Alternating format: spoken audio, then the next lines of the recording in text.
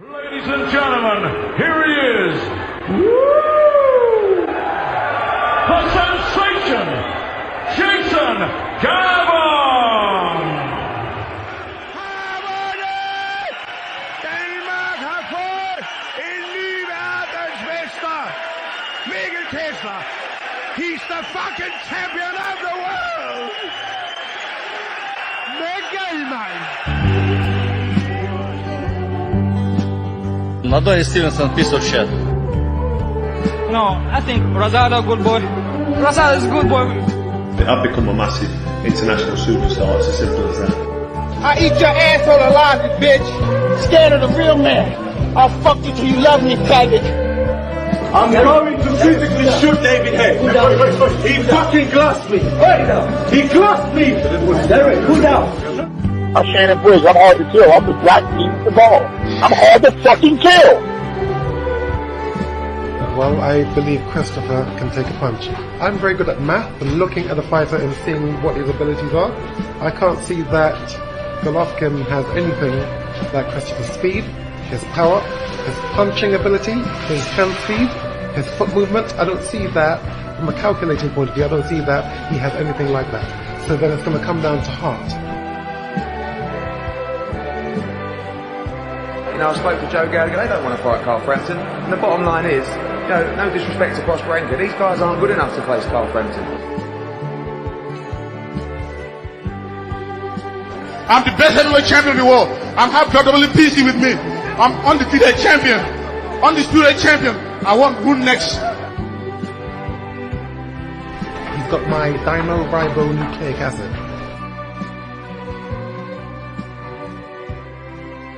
Undisputed heavyweight champion of the world. Who next? I love boxing Asylum. It's as simple as that. This is Father Dave, and you're listening to the Boxing Asylum podcast. Well, hello everybody, and welcome to the 500th episode of the Boxing Asylum Nuthouse podcast. I'm your host, Steve Wellings, and joining me on the call tonight, we have Ozzy Smith, Donnie Baseball's floating in and out like a jack in the box, Matty DiGianardo, and Andy Patterson going live on YouTube from 8 o'clock every Sunday evening. Patreon RSS feed updates shortly after the show concludes. Hello to everybody listening through the week on SoundCloud, Apple Podcasts, and Spotify. Don't forget to leave a review on the podcast player of your choice throughout the entire month of November. Nothing less than 5 stars is acceptable. And as if you couldn't leave a 5-star rating, Andy, for episode 500, when could you leave one? That's what I say. When could you leave one? I'm just reading the comments, mate. I think a few of my drunken podcast calls might end up with a couple of 5-star reviews, but depending on your kind of taste, and that, it might be a 1-star, so I can't promise you anything. But we'll do our best tonight. We'll do our best. Oh, we will indeed. There's a lot of familiar faces when we're going through the chat soon. I tell you what, the boys have already preempted me in the chat tonight. Write in throughout the course of the evening when you first started listening to the podcast and your favourite episodes or moments over the last 10 years. Yes, the last 10 years as Rapping Rob Kelly joins us. Write them in the chat. So when you started listening to the podcast and your favourite episodes over the last 10 years, we will be going over some of those a little bit later on because there's a question coming about that. There's 6 of us on the panel tonight, and let's get started with the action from the weekend. We'll brush over it as quickly as we can because there wasn't a great deal. There is some stuff next week. There are a few questions and quite a lot of Bellew the weeks because of missing last week's episode. We've got a few tie-over Bellew the weeks. It's all up in the air, but we're not going to worry about that. We're going to carry on as best as we can. Matty, let's review the weekend's action then over in Guadalajara, Mexico. Jaime Munguia knocking out Gonzalo Correa in the 3rd round of this one. It was an interesting enough fight. The crowd seemed like they're having a good time. At least they had the decency to market this fight on the broadcast, Matty, as what it was. A tick over before the bigger fights. Yeah, and, you know, I think I don't even know that Munguia's 25 years old yet, Steve. I mean, maybe he's right around there. And I don't want him to go down that Gilberto Ramirez path where it's kind of all nothing until it's everything, right? And he's already been a title holder. He had some good wins at 154, but I think we dismiss him just because he's such a giant, right? It's just like picking on little guys. But I think if you look at it from the frame of like, you know, like a lot of those Mexican guys fought a whole bunch of nobodies on their path to being known. You know, and they'd fight every couple of months. And basically it was just kind of a paid sparring session that they could fill a gymnasium for. And I don't think there's anything wrong with that. As far as his performance, I thought he did what he needed against Correa.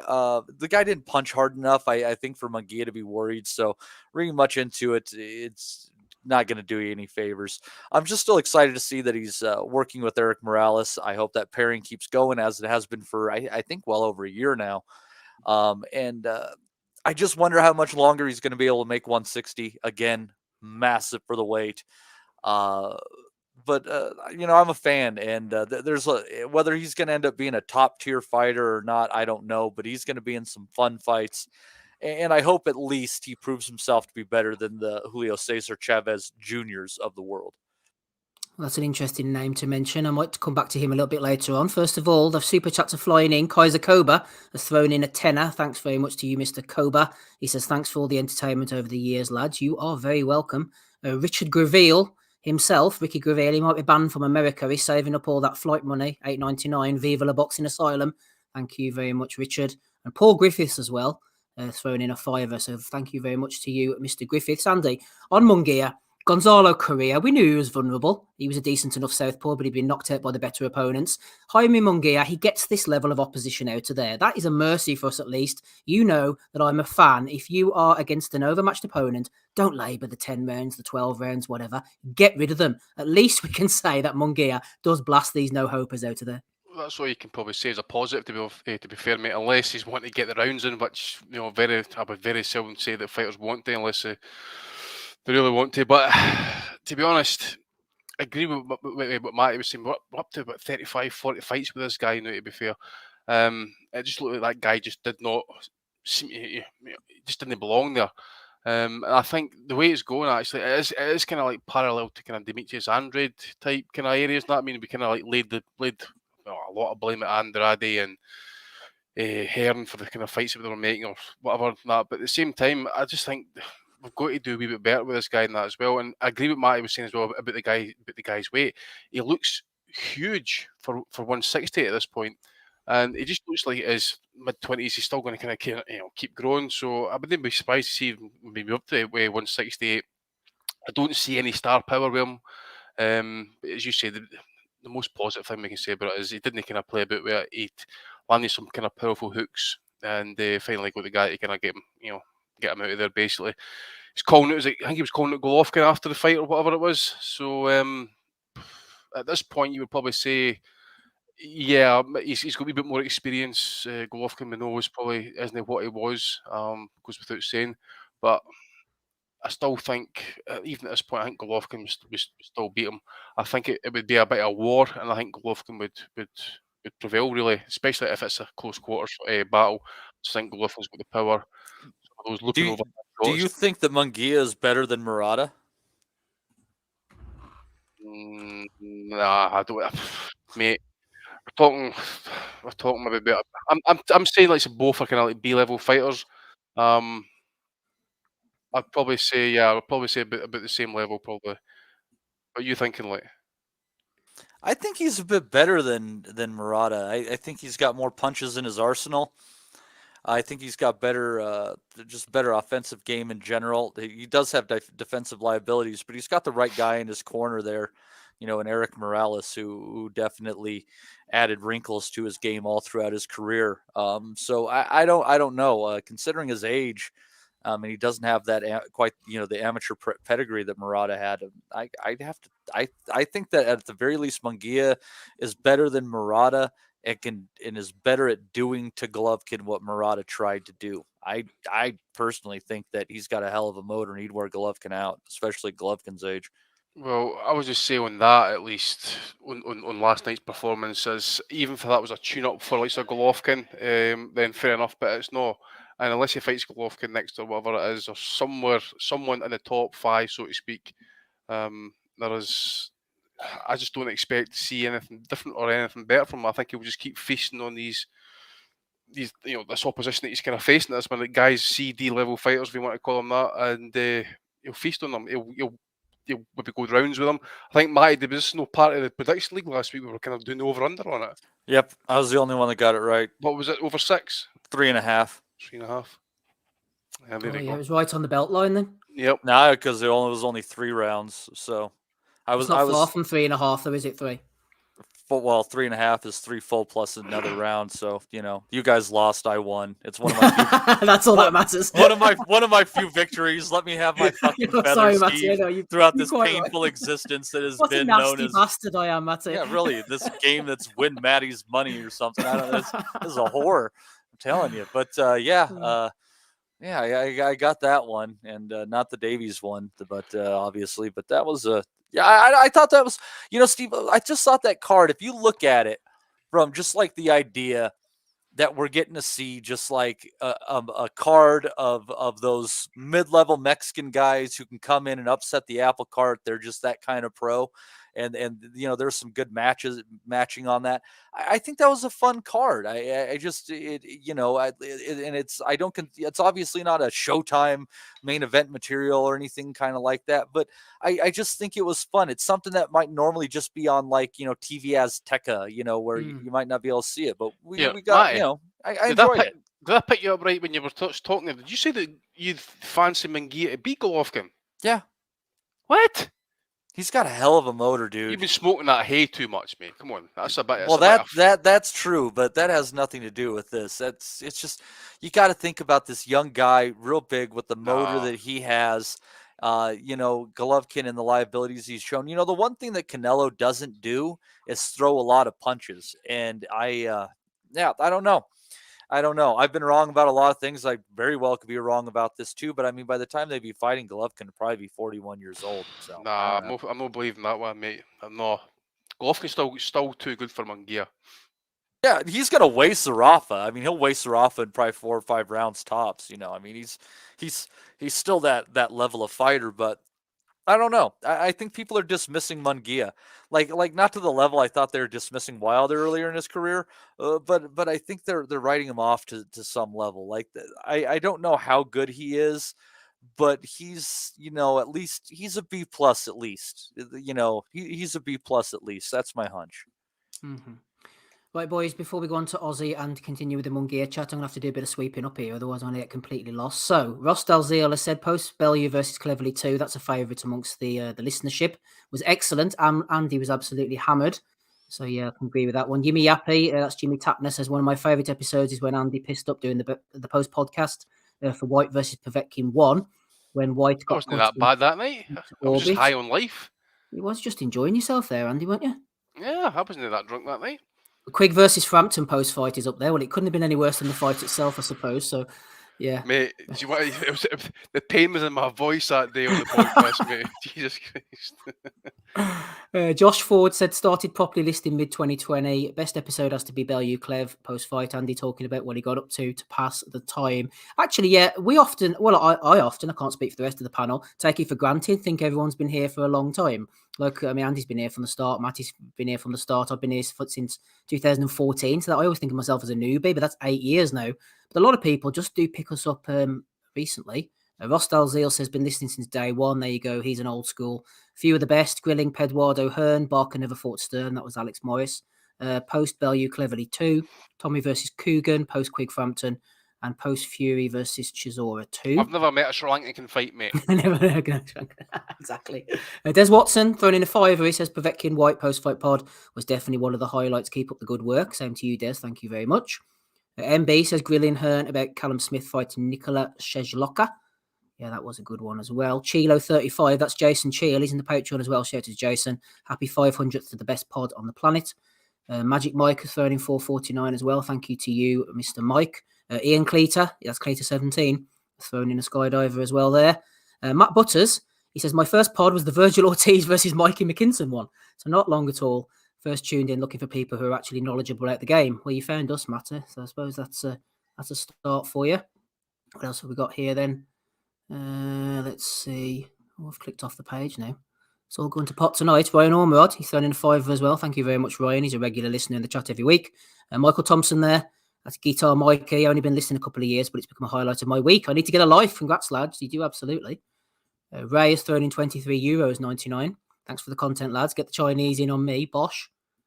Good lad. Alex Smith thrown in a tenner as well. Thanks, lads, for the unrivaled entertainment over the years long. May it continue. What else have we got here? Paul Griffiths as well. Yeah, Paul threw in a fiver earlier. He said, must be about 2014 I started listening, was before Floyd versus Manny. Too many highlights, only podcast I listen to each and every week without fail. Good man yourself. Yimmy Yappy's thrown in $8.99. He says, best pod in the game. Always makes me finish my weekend with a smile. Here's to another 500. Well, there you go. We're doing our job. And Matt Butters has thrown in a fiver as well. Even as a relatively new listener, very quickly realised that this is the best boxing podcast around. Happy 500, folks. Here's to another 500. God, can you imagine, Andy? Oh, mate, another 10 years of this.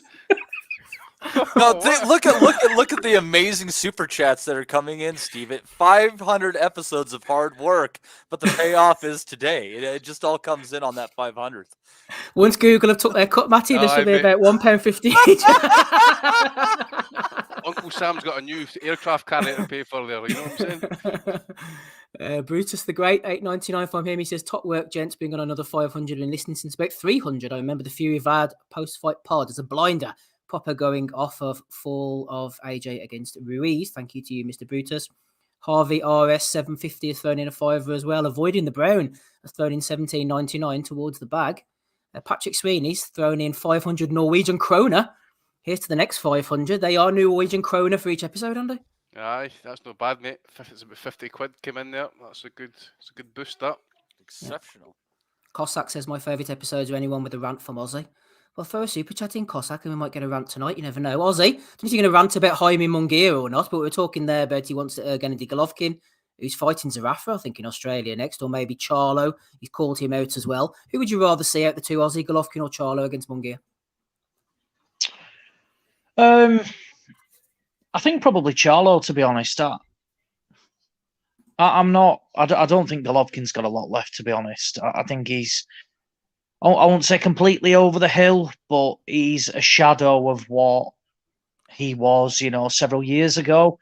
Whereas Charlo is certainly more in his prime, and I've no interest in Munguia.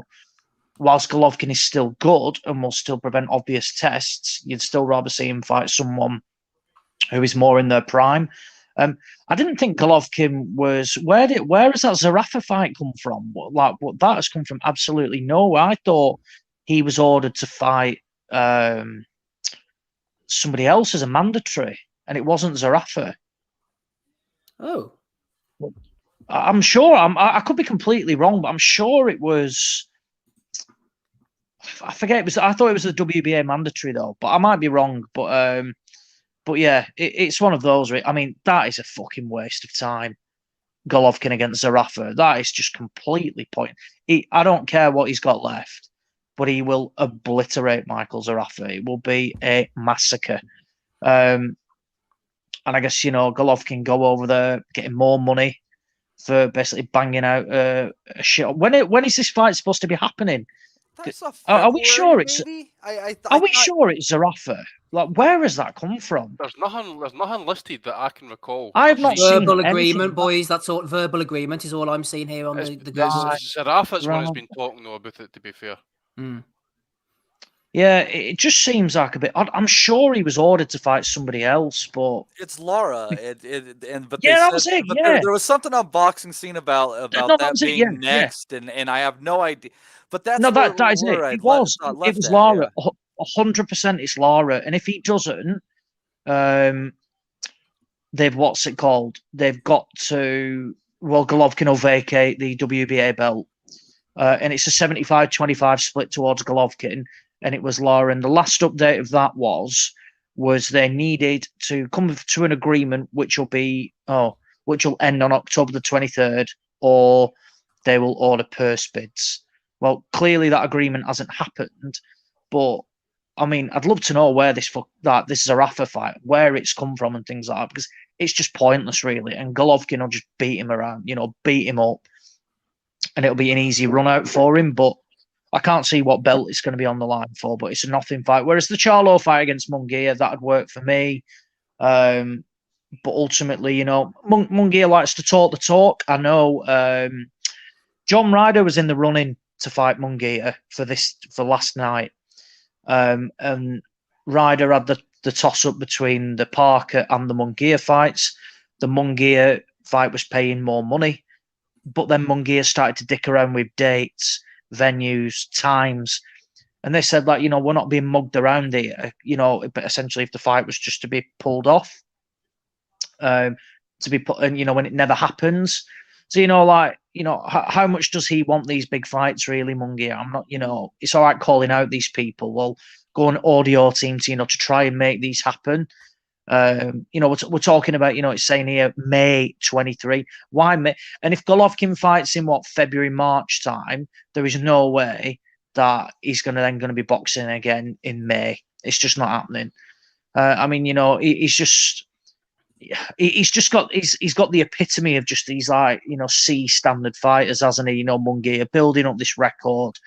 I do think he's decent. I think he's talented, but then you look at his last 5-6 fights, the likes of fucking Spike O'Sullivan, Toriano Johnson, Jimmy Kelly, and then he's on about, oh yeah, I want to fight Golovkin next May.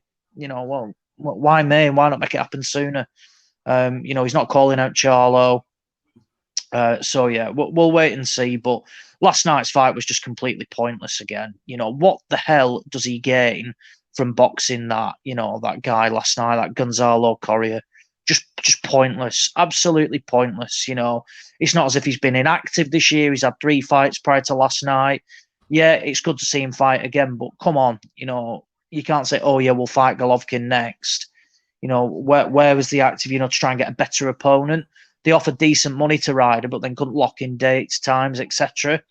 How keen are you for it, really? So, again, we learned nothing from last night. He's still not got any real, I'd probably say from a Munguia perspective, I'd say Liam Smith's probably his best win, unless I'm forgetting anybody obvious. I like Liam Smith, think he's talented. Ali was a good enough win. I mean, you could always make the claim that Ali wasn't that good and he just picked off Miguel Cotto with speed, but...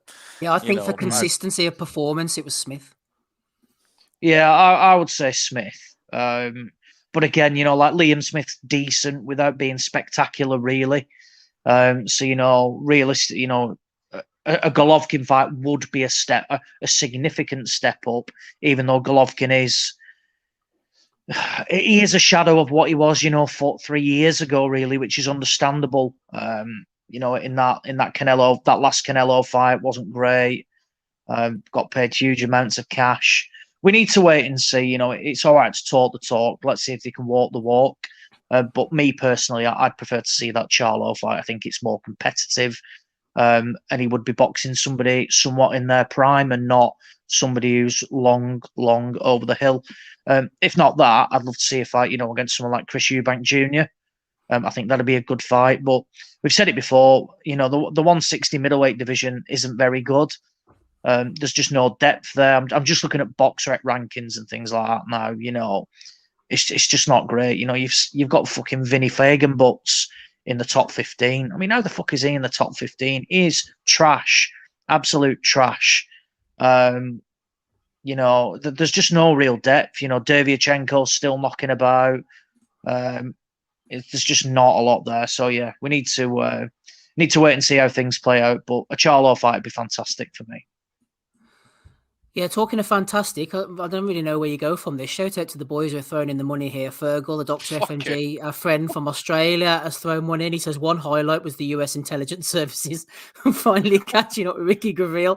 Congrats on the 500, you bitter bastards. Slappy Gilmore's thrown in 20 quid. He says, well done to the 500th episode, fellas, and thanks for the entertainment over the last 4 years. I've been a listener. Hashtag games change. Talk a hash. Owen Spallan's thrown in 250 quid. All the best, guys. Appreciate the dedication. Wow. Asylum has helped during some tough times. Great bunch of lads. My God, Owen Spallan, man. Where do you even go? I can get that boat of Johnny Walker Blue Label now. Woo! Hey, fuck off, Kinahan. We know that's you. We're not washing your fucking money.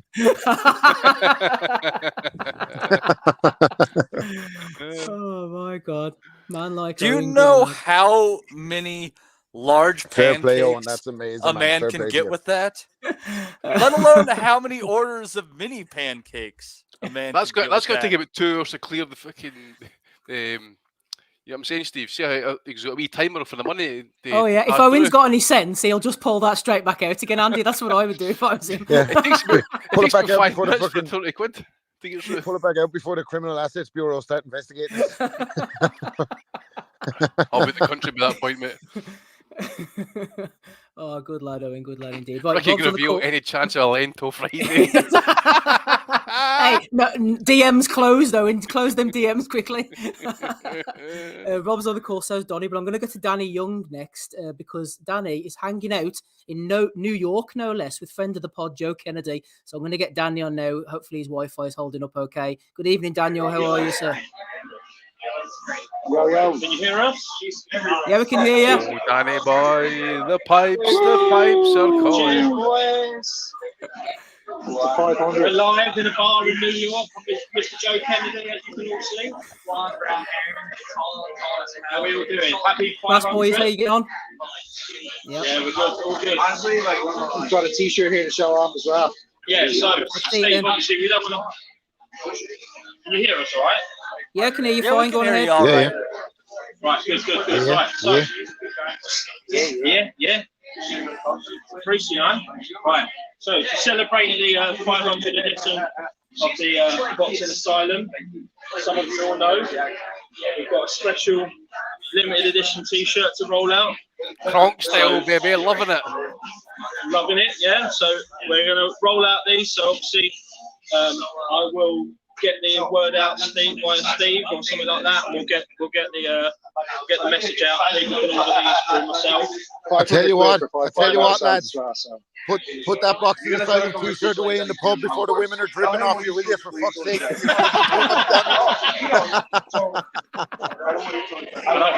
Got married men, so she'll listen to the show too. So anyway, yeah. So we'll get these rolled out, but I suppose what I should probably say is the reason for jumping on the call is just obviously just to say a big massive thank you to all the guys, Steve, Matty, Andy, Rob, Ozzy, Donnie, loads of others, and obviously contributed quite over the last 500 episodes, and just a big thank you. So from me to you boys, cheers, all the best. Fantastic. We'll get the t-shirts out. Can we get that shirt in a double XL in salmon for Donnie? Donnie's one has got a love anal on the back of it. yeah, there's a burrito sign there as well. A burrito, yeah, it's got a burrito on the shoulder. Enjoy, lads. Looks good. Have a good one. Nice one, lads. Thanks very much, man. Appreciate everything you do. Cheers. All the best, boys. Take care. Have a good one. Nice one. Cheers, boys.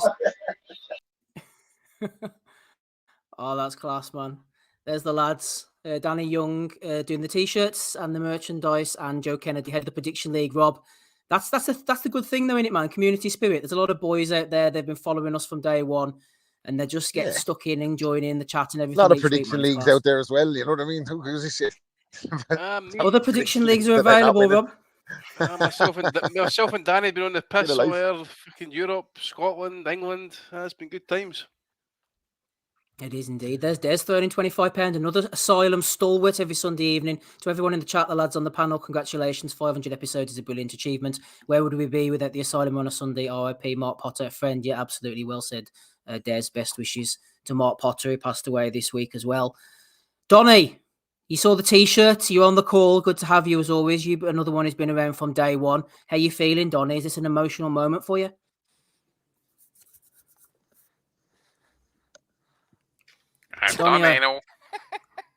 Donnie, there. You in tears? I put him on mute, and I don't think he knows that he's on mute yet. Crying like a little bitch. Come on, Donnie, where are you? Wait, are we live? Yeah, this is perfect for episode 500. If there wasn't some Donnie being here and being some odd distraction, it usually happens. I was going to say he might well be otherwise engaged if his wife is close by, given his antics during the week. You know. I bet maybe he's been singing those rap songs again. Oh, there he is. There he is. Yes, Donald. Can you hear me, Don? You just woke up, mate. Donnie, are you there? Are we keeping you back from something, Don? Yeah, his wife can't handle the Curvoca Donnie Baseball. No. I was going to say he's clearly slamming her backside, isn't he, once again? Yeah. Yeah, you're keeping me back with your You're supposed to blow the bloody doors off. Yeah, Welling's Welling's mom is bent over, and what's my mom got to do with I don't want to be kept in that. Hey, yo, Jimmy, whoa, yeah. At least Thanks your for that, mom's Donnie. alive. He doesn't look as bad as I did. This has took a dark turn, Donnie. What's happening there? Aye, You we're in right? the fucking dungeon here, Donnie. Come on, mate. Get us out to the light here. Mr. Councilman. Wait, so can you hear me? Wait, are you in the layer? For the love of Christ, give us your thoughts. What, on Munguia or 500 episodes, or what? I mean, what do you want? Sure. Whatever you want to do, mate. Anal sex will even, preferably even be better, possibly at this time of year. Anything which isn't awkward silence, I'm good. I knew you were going to say that. Wait. Well, on the Munguia fight, I really hope the Golovkin fight happens. I actually agree with Maddie that, I don't think that's as one-sided as some of you guys think it would be. With his youth and size and strength, I think that he has a good chance. And Golovkin's on the downswing, and maybe the time is right for him. I actually think it's amusing that I think about 6 years ago, there was a fight that was planned between Golovkin and Munguia when he.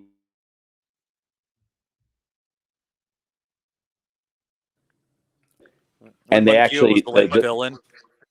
Yeah, the Las Vegas Commission actually said that it was so one-sided that they wouldn't allow it, which is actually amusing. But anyways, yeah, I'd like to see that fight. There really isn't much left at middleweight for Golovkin, so hey, why not? With regard to our 500 episodes, well, I mean, I don't know if we're in that segment of the show yet, but I it's hard to believe that that we've gone this far. Back in the day, we actually tried to sound like sportscasters. We used to edit. Kurt Ward used to spend 2 hours editing the podcast before it actually went up onto the internet and was available for public consumption. I mean, what a long, strange journey it's been. But guys like Steve and Andy, who were stalwarts, who kept it around, thank you. You've done such a wonderful job, and long may it Cheers, continue. Donnie. Thank you. Yeah, here's a question for these guys. Can you remember how many platforms we've been on over the last 10 years? Skype, I can Mixler, remember. Mixler, Google Hangouts. What else? Yeah. Mixler, aye. Mixler, yeah, the Mixler chat was just such a cesspool. People used to say the most obscene and profane things that I have blocked out of my memory. The Mixler Coming chat from was you. The Orlando Cruz We podcast. had to go back remember? on Mixler, didn't we? Because we got iced off YouTube for. I was in Boston. I remember the 3 weekend. months. We got knocked off of YouTube for no reason really. It was an Amir Khan midweek pod or something, and they never explained why, and they killed us, didn't they, for about 6 months? I was no for like sexual and something content or whatever. Yeah, it was. inappropriate sexual content or something. That was you, Donnie. We're talking about him jacking off on Skype or something. No, Donnie was talking going balls deep for 7 years. I went back and listened to 7-year the anal? episode. I didn't think it was that bad, but yeah, we had to go on Mixler for a while, didn't we? We did that, mate. Oh yeah, Skype do you was remember my another thing as audio? My audio clips. Nobody could hear them, could they? Apart from me and the listeners. And I used to play them in the background. So we to kind of sit and just kind of like, oh, aye, that was funny. Fucking make shit up. Which we usually do dear. anyway, to be fair. That was I. Rob's disappeared. Anything else you want to add in there, Donna? No, I mean, I wish some more of our former contributors were here. Tommy, Kurt, Alex, Dave Loback. Dave Loback. Alex was on for probably about 100 episodes, I think, before he joined the Next Big Pod, and then he Next Big retired after that. But yeah, no, I mean, it was great. I mean, we've had wonderful fans throughout, people that have sustained us, and they're thanking us now with the super chats. And it's hard to believe that when we started this, that people would actually pay us to do this stuff, because it's a labor of love. We love it, and you know, the fact that people want to thank us for that is very humbling. You turn up like once every fucking 6 months, you cunt. Yeah, all right. Well, hey, listen, asshole. For the first like 350 episodes, I was there like the entire fucking time. You were in the trenches with us, mate. You were there. I can guarantee you that you Don't were. rise to him, Donnie. He's only winding you up. Like everybody else, you took one for the team. You took a bullet, and you decided to go and get married and have kids, and couldn't you do what Andy does and just punt the kids and the wife to the side? You know what I weekend, respect though? Like, so did you and Steve, but yet you still are there. And that's because we're the alphas of the household, mate. Yeah. Yeah, you're right about that. Yeah. You fucking know. You know, it's Donnie and I made choices at certain times in our life that we had to choose our hairline over the podcast. You and Steve didn't make that same determination. We didn't need to. Me and Steve were bald before we even knew about fucking boxing, mate. Say you have no skin in the game, but all you have is skin in the game. No follicles in the game, Matty. I'll tell you what, mate, didn't you get gas in front of me? I'm going to teabag you, then you'll care about hairy balls. Is that still considered a sex crime in your country? Yeah. Okay, all right. Oh, no. As long as there's legal recourse. Matty, if Cannibal Holocaust theme tune didn't get us kicked off tonight, I think you might have just nudged us towards the exit door there. God, I hope not. You know, I tell you what, it'd be funny as fuck if they iced our channel after 500 and then this was like the swan song. All because of fucking Andy and his Scotch eggs. Danny Young's throwing in £20. He said another £20. That Cannibal Holocaust intro. I think that was Kurt, right? Yeah, that was Kurt. Yeah, I had to stop playing it, Donnie, because of the copyright. Movies. And yeah, that was the best, man. I loved that one, and I think we opened with that today. Yep. Yeah, that was. I think to me that's like the classic Asylum right there. Yep, absolutely. Yeah, you're gonna have to hack that, or they're gonna hack us again, fucking fascists. We'll get through it. Anyway, Danny Young's throwing in £20. He says another £20 from the Boxing Nutters Messenger group. He's throwing in the money there over in New York. This could go towards more Flower Steve. Mate, flying in New York and fucking swallowing it up and spending 20 quid on us. I mean, that could have bought him like a beer and a half in New York. It's maybe a recession though, mate. Fuckers kind of put their heating on this time of year. Danny's fucking throwing it all about. Fucking Danny that could have bought him a pack of cigarettes in New York. You know what, boys? Shout out to the Boxing Nutters Messenger group. A big bunch of flowers and a box of chocolates appeared this week for the long-suffering Mrs. Wellington. So that was some gesture, wasn't it? Andy? Was it Devin Alexander? Was it? Oh, yeah. God bless. Oh, well. Yeah. She hadn't walked straight since. Her arse was never the same again. Oh God, I hope she's not listening. Oh no, sorry, Mrs. Wellington. Sorry, take it back. Oh dear. Right, Ross Dalziel's thrown one in here before we go on to the undercard among gear. We're going to be going in and out tonight, aren't we? Let's be honest. Ross Dalziel says, question for you all. Who've been your own personal favourite guests you've had on the pod? And I saw Take Ames there, friend of the podcast himself, who's done the thumbnail tonight, and he's also one of our administrators, has thrown in some guest appearances. Duke McKenzie, Shinny Bayar, absolutely, Andy. Poor Shinny, man. But we had to do him twice, didn't we? Do him twice, we didn't even get him on the third time. Fucking Jesus. It was an absolute carnage that was. I think it was John Evans that set up. It was John Evans that set up. That was my internet, wasn't it? Fuck the whole thing up, man. That's shitty. Can you come back on next week? So I contacted Shinny on the phone. And Shinny was like, his English was kind of like, it was decent, but he's written English in text messages. Like, I was having to decipher some stuff that matters. And they come on, Shinny was that domestic fighter back in the day, and that you had to root for because he come here. He'd emigrated, whatever it was, and he learned English to get his passport, whatever it was he had to do again. I forget what it was, and he fought his way all the way up to British title level. And I think he get jobbed on one of the fights, and he won the fight or won the title on a dodgy decision. Fought all the top guys at British flyweight level, super flyweight level back in the day, and that as well. And then we get him on the podcast twice, and Steve's internet takes a shit. Oh, it was brutal, mate. Clinton Woods was a good one as well. Clinton Woods was my Aye. favourite, and I like Carl Thompson as well. From a personal, Carl Aye. Thompson and Clinton Woods are my favourite. I was buzzing off that Carl Thompson interview Yeah, actually, that was and Clinton brilliant. spoke to us like we're just like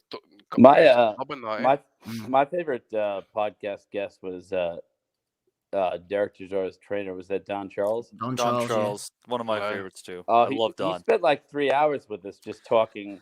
I mean, he enjoyed it. He didn't even regard it as like, something that he had to fulfill. He just he was talking to us like he was just talking to anybody about boxing, and he was so enthused about every topic of conversation that came up. He was He's a passionate I thought he was man. the best. He's a passionate man. That was one of my favorites, and I'll tell you what that leads. Like, one of my favorite episodes we had was the post fight after the Malik Scott Derek Chisora fight, because that was such a stupid fucking stoppage. Fucking up at 9, clearly looking right at the ref, waves it off in what was a close competitive fight.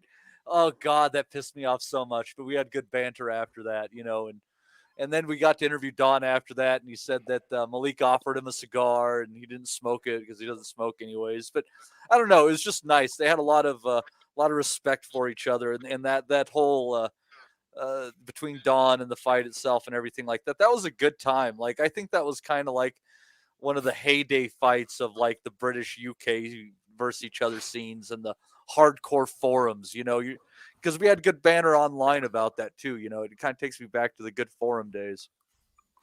Josh Ford says, what about the Irish ring card girl who Donnie asked the long question of? That was Judy Fitzgerald, friend of the pod. John Ryder was good. Used to get John Ryder on even after these fights. Yeah. Take Aim says, what's the name of this podcast again? Do you remember him, Andy? That guy who come on, was it Knuckle Star TV or something?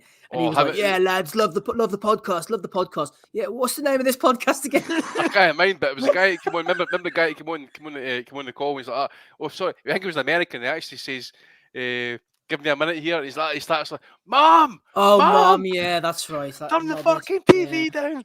That was Hamid used to give them we went through a phase of them coming on, didn't we? Them like American like shock YouTubers, what they are. Yeah, that's right. I mean, maybe Jake Paul probably knew.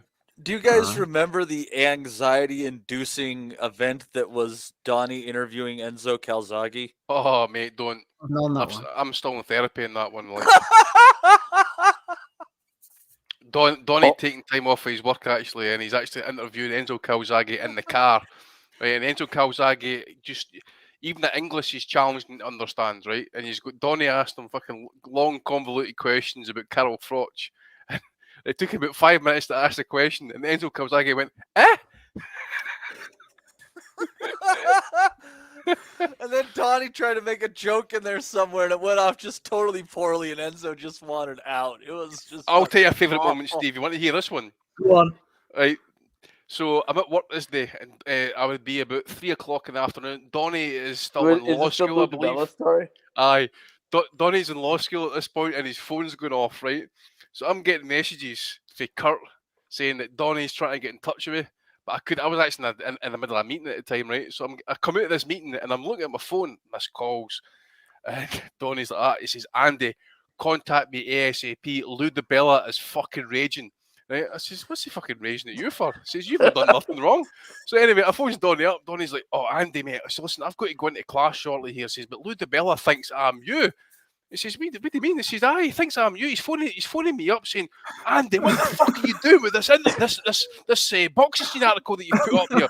Fucking carnage, right? So I'm fucking laughing down the phone. I says to Donnie, I'll speak to him when I get home from my fucking work. So I've gone to Skype, I've got Donnie, I've got Kurt, and I'm sure I've got Tommy in the background listening to the fucking phone call, right? And I'm expecting an absolute fucking blazing row off him, right? But he was all apologetic, and he was very, I'm very sorry about how I spoke to you and all that type of thing. And that says, I do apologise for my language, and that says, I'd love to come back on your podcast again. Meanwhile, I'm getting word for Terry Dooley at Boxing Scene Towers that fucking someone had been made into the boxing scene complaining about my article, right? So they listen to the podcast, they get the quotes, and he says he done nothing wrong, he quoted them correctly, and the article stays up. So who might have been Big Al for all we know, but whoever it was, anyway, Big Lou DiBella got his fucking balls felt that weekend after being on the podcast, and my article straight after it. So Donnie was getting chased away fucking law school by Lou DiBella looking for Andy Patterson. Yeah, I don't even know how he got my number. He's Lou fucking DiBella, bitch. He'll Yeah, find and you. I was just driving I remember I was driving back and it was like bump, bump, bump, bump, bump, bump, bump. And it just kept ringing and ringing and ringing, and it kept saying Lou DiBella on my phone. I bet Lou has the number of somebody that's in your close circles. You know, I bet he's a degree away from you at the end of the day. Yeah, probably. Yeah. Yeah, that was funny. Smitho's throwing one in there. What happened Ozzy. was that we interviewed him on the podcast, and he just thought that it would be, lost, forever, just one of those things where, and then he never thought that somebody would take the quotes from that podcast and then put them on Boxing Scene, and so, he was mad that the quotes he gave to a podcast were then translated into an article, but it's like, you're It's like speaking on the 24 hours record, thing. he was very upset, to put it mildly. but yeah, I think at some point, also too, maybe Andy remembers the details later, but Lou DiBella was calling my phone so much that I finally picked up or something, and then a tractor trailer almost hit me. Wait, Andy, do you remember this? I don't remember all the details, but I remember you enjoyed that quite a bit. I did, mate, because you were the one that was taking the bullets for me, and I was just laughing in the background myself. So Tommy then got in touch with fucking Donnie, and because Donnie was wanting to know what did Andy say about fucking Lou DiBella chasing him, he says he just fucking laughed. And Donnie apparently says, "Fuck him." Yeah, boys, William McAllister's thrown in $30.99 in Australian dollars. Thanks very much to you, William, for listening there down under. Smido was talking about the two Liverpool amateurs as well who came on earlier. That was Harry and Callum. Oh, that was an absolute car crash of an interview. What happened there again? Was that not there that weekend? Aye. They were about as coherent as Chewbacca, them two. You just couldn't get a decent sentence out of them at all. Who lined them up? Smido? I forget. Spido. Oh, was he? Was he? I can't. They were fucking terrible. Absolutely terrible. Spindle got sacked no long after that and started up doubles and trebles. That's him. Yeah. We've had some good ones over the years. We went through a phase of having, whether it be probably, I'll tell you a good one who we had was, do you remember when we had Jason McClory on? He spoke from the matchmaker side type of thing. He was good. Who was the one John who was the one, mate, that remember he was getting badly beat up and he decided just to quit, and he came on here and he said that he'd done that, and because he had got a newborn daughter he was starting to think about her during the fight. What was his name? Nathan? Was it Nathan somebody? I can't remember. Was that fairly relatively recently? Yeah, a couple of years ago, mate. Aye, a couple of years possibly. You interviewed him at the time, because I was quite surprised to hear someone say that. Yeah, it was too much, I had to jack it, because if I've got to become a journeyman, I become a journeyman, basically. Yeah. Was that like Shane Singleton or sort of, not him, but somebody like that? Yeah, I remember we had. I remember we had. It wasn't Darren Tetley, no. I remember we had Shane Singleton on, and he spoke about when he was devastated because he didn't get paid by, there was issues with Hennessy and paying him when he fought Peter McDonough. Yeah, the boys are saying Darren Tetley here, Ozzy. I think it was Darren Tetley. Yeah, I think it was. Let me pull up his record. Just let me see who it was, because I think it was against Liam Taylor or something, wasn't it? He's still fighting though, Tetley. So I wasn't sure if that was him. In that fight, just that fight, you see, I think it was the Antwi fight. I think it was, mate. Yeah. So 2021. So wasn't that long ago? Aye. Right. There's been some really good ones. I always like, when Steve Goodwin comes on. Steve Lillis was fantastic. Barry Jones was really good. I think we ended up speaking with Barry Jones for about 45 minutes. It was one of them that just kept going. Yeah, Peter Fury.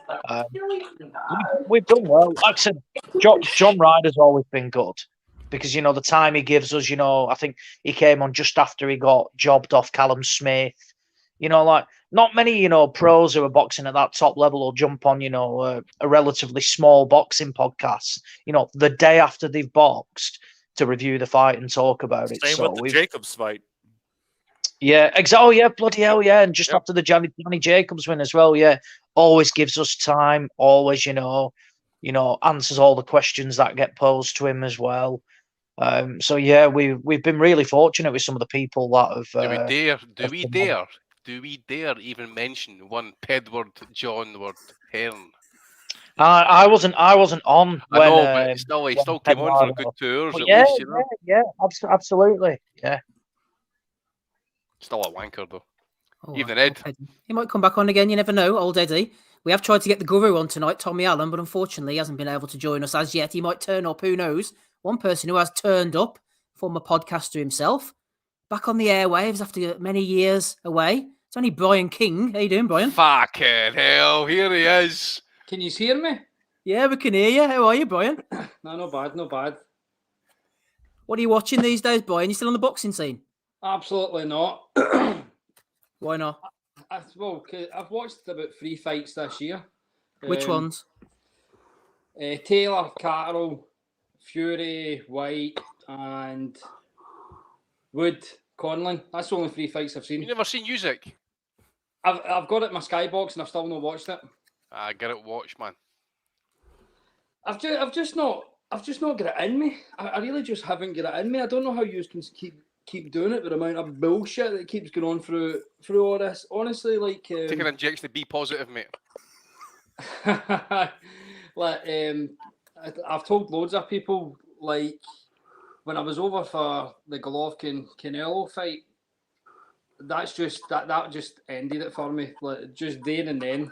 That's your dad, Donnie, he's talking about there. Nah, Donnie, your dad's a fucking ball bag.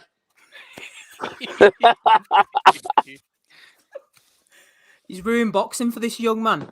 Aye, but why does he even come on as Donnie Baseball anymore? What's the fucking point? But just say it. Like, don't get me wrong. I was still going to fights like Josh Taylor, but after he started turning into some mad anti-vax fucking screwball, then you had to kind of jack that in as well. So boxing's been shite. It wouldn't be that. But I was talking to people the other day in the chat, and I said Eddie Hearn had the opportunity to have a monopoly in boxing. He had the biggest channel going in Sky. Even if he wasn't paying the most money, everybody was going to him because they were getting fights, they were getting paid on time, and they were getting paid. So he had the opportunity to monopolise everything, where he was forcing everybody to fight each other.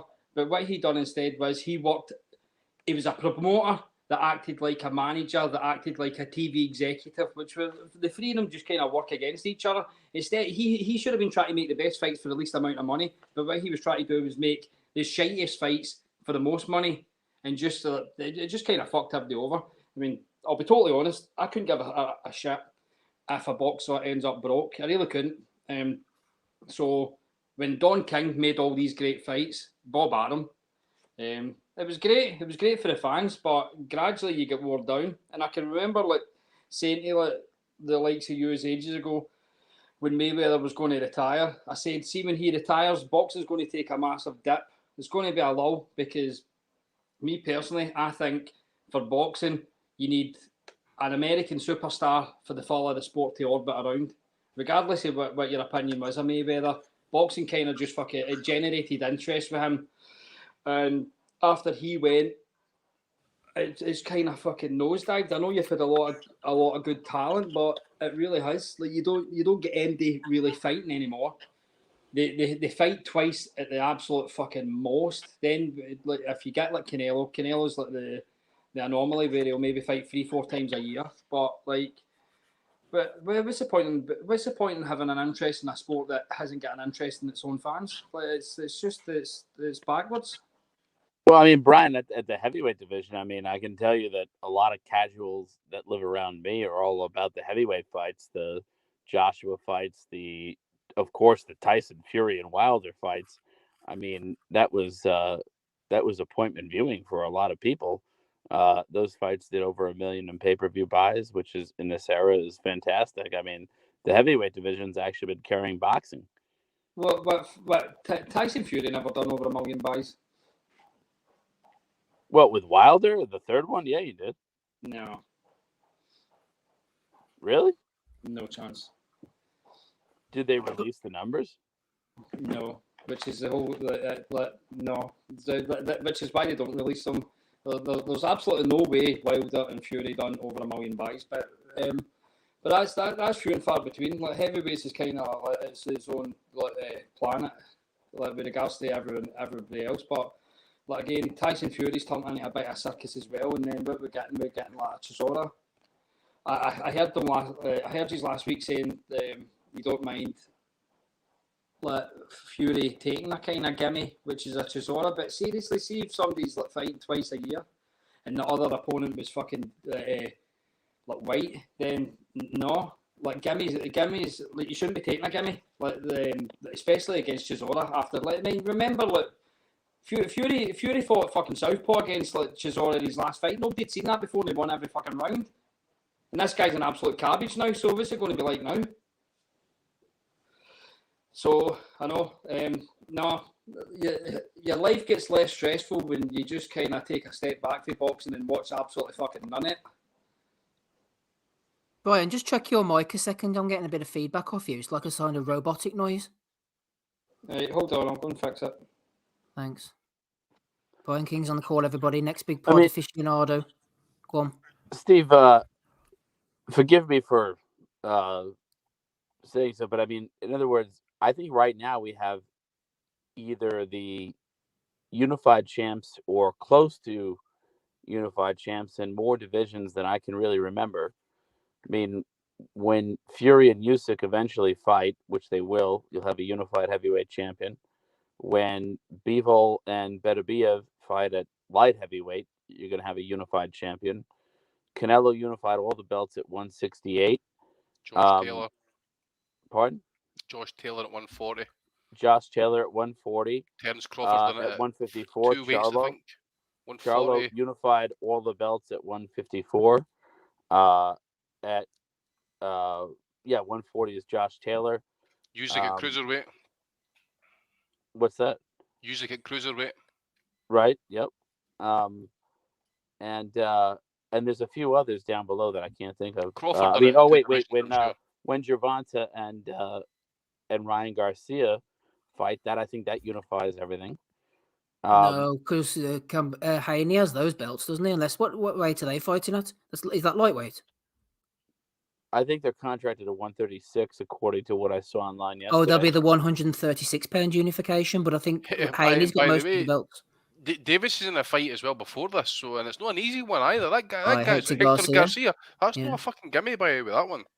No, and how does that fight prepare you for Ryan Garcia? I think that's. I wonder if he's got a fight left in his contract with fucking Mayweather. I wonder, And he just wants to get it out the road pretty quick, and this is who they've got for him. That's what I'm thinking there. Here, Smido's mentioned when I was actually going to ask this Brian next if his mic hadn't have done whatever it did about Brian King accidentally the catalyst of the most controversial Asylum incident ever. Exactly. The whole I've never met a Sri Lankan who can fight came off the back of Tommy tweeting out that Brian King was dead, and Coogan got all upset about it. I was going to mention that to Brian before he went. I was wanting to find out actually who it was that Coogan had mentioned it to. I think someone actually mentioned it to Coogan. Sources tell me it was Paul Smigger Smith. It was contacting Coogan, but I can't confirm that, unfortunately. Brian's back anyway. Yo, Brian, are you sounding? Ask him. Hello, can you hear me now? Yeah, I can hear you perfect. Absolutely brilliant. Here, just before you hang on one sec, Dan Desmond, sorry. He's thrown in a fiver. Here's the 500 more. Go on, Andy. Thanks. Brian, did Tommy ever tell you who got in contact with Coogan to tell him that you'd actually died that weekend? Remember when Coogan came on the podcast? Was it not Paul Smith? See, I fucking thought that. I told you that's what I was saying to the boys before he came back. I thought it was Smigger. Because I'm pretty sure like somebody told Paul Smith, and obviously he despises me, didn't he? So I think he was fucking happy about it. And then, first time he'd be smiling then, eh? Aye, well, he's a fat bastard. Well, I say, get in here, mate. Get in there. Aye, so I think he went and contacted Coogan and asked him if it was true, and that's how it kind of just spiraled out of control. I was actually really not fucking well for about 2 weeks. I think I had the flu, and I wasn't on social media and all that because I was not well because I was off work as well, and eventually I woke up and I had like fucking missed calls with Barry Jones and that, and left me voice notes like asking if I was all right, and I had to contact him because I'm on I've got like Barry on Facebook and all, but I wasn't on Facebook either, so like he kind of fucking heard that I was dead, and because I wasn't on any social media and I wasn't answering my phone, I wasn't like leaving any voice notes and all that, he actually thought I was dead as well. Fucking Tommy, eh? What the fucking carnage, man. You know. Fucking But brilliant. it was Postman. Well, here, Brian, you're mentioning Barry Jones there. Do you remember in Vegas? I think it was me, you, and Alex Steedman were sitting down. Steedman, some crack, isn't he? Some of the stories he was telling. The thing is, I was told stories in good faith that I can't repeat, but Alex Steedman's an absolute head case. Right head, he's a right fucking techno head. Loves fucking going to the mad sweaty dungy like nightclubs. Not I. He's a right nice guy. I bet, yeah. Oh, absolutely filthy bastard. Like I can remember Barry Jones heard about all that shite with like Simon Clayton and things like that, and he contacted me and knew that I was supposed to be going to Vegas at that time, and like he basically said he was going to put me up in the hotel and everything to try to get me cheap flights and that and on. He was just going to put me up in the hotel so I didn't miss my trip. So like Barry's one of the nicest people I've ever met, and there isn't really many nice people in boxing, but he is one of them. Even though, Brian, the days of Next Big Pod are long gone and you're not going to come back to podcasting, even though the chat are asking that, you do listen in to us most weeks, don't you? No, I listen every week, because I'm a postman, so about 5 hours in my work consists of me out walking. So I do listen to the podcast, and that takes about 3 hours up here, fucking on Monday. So I still listen. It's like everything else. I don't watch boxing. But what I do is I read Twitter or I read comments, and then I fucking form an opinion, and then I just start forcing my opinion on everybody else.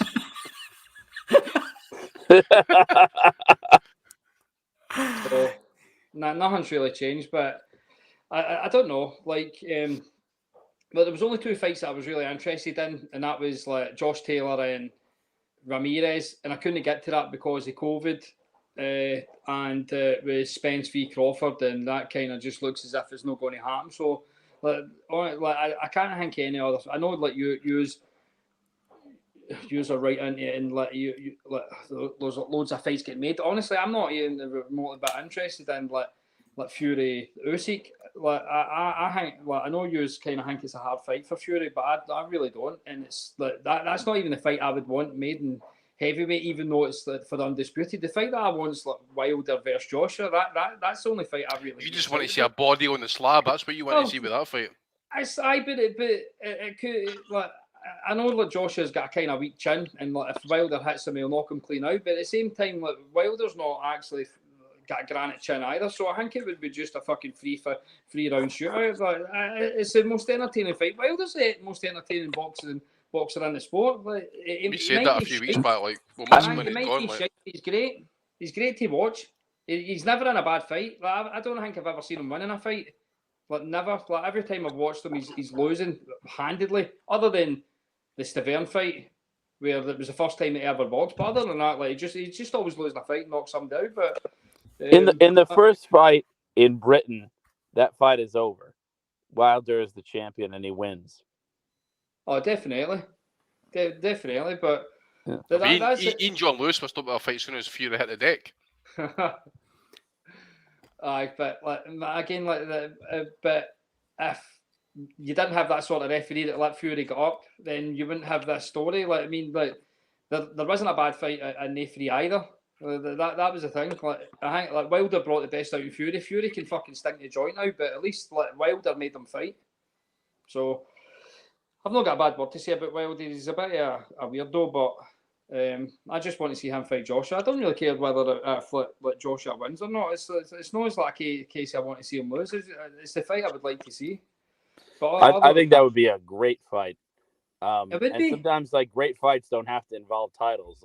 No. Ward and Gotti, no titles were on the line. One of the greatest fights of all time. I think that's one of those combinations that if you put them together, would result in fireworks and an epic fight to be remembered for all time. But I've said this for ages. Like the way people can fight for titles now, you don't get any credit for it. You know, it's just essentially if you're with a promoter who's got a bit of clout, you can be manufactured into a position to fight for some. But well, look at Anthony Yard, for example. You know, he's going to be boxing for his second world title now, and his best wins domestic British level. So you're right there that fuck the belts. If you can make a good fight which makes sense, let's do it. All it means is you match two guys who are competitive, and 9 times out of 10, it will produce the goods. And without a doubt, Joshua Wilder would just be mayhem. Until somebody gets stopped, it would be mayhem. It would be an unbelievable fight to watch. I mean, I think Wilder had bang Joshua out relatively quickly, but I also think he'd take a few shots as well. Like Brian said, he's never, ever in a boring fight, ever. He's great to watch, brings excitement, and he's arguably got some of the best KOs that I've ever seen, Deontay Wilder. And it's rare you can say that about one fighter, but when he hits people, they are fucking blitzed and they are iced. And it's good to watch. But yeah, now, you know, if that's one thing you could change, it's the way belts are contested for.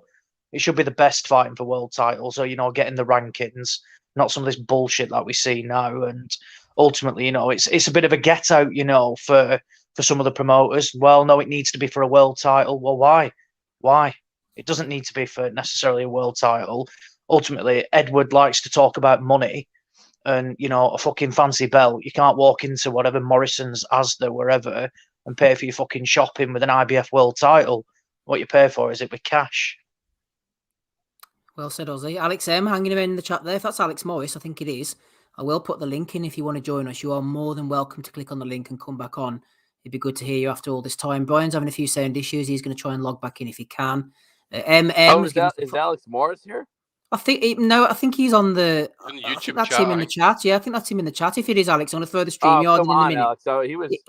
If he wants to, he can. can. For a good 200 episodes or so. Yeah, absolutely. Shout out to MM. He says boxing is a state currently, but the podcast delivers weekly. Thanks a lot, guys. Thank you to you, MM. Steve Anderson as well has thrown in 20 notes. He's always good for a super chatty. Steve's in the Patreon too.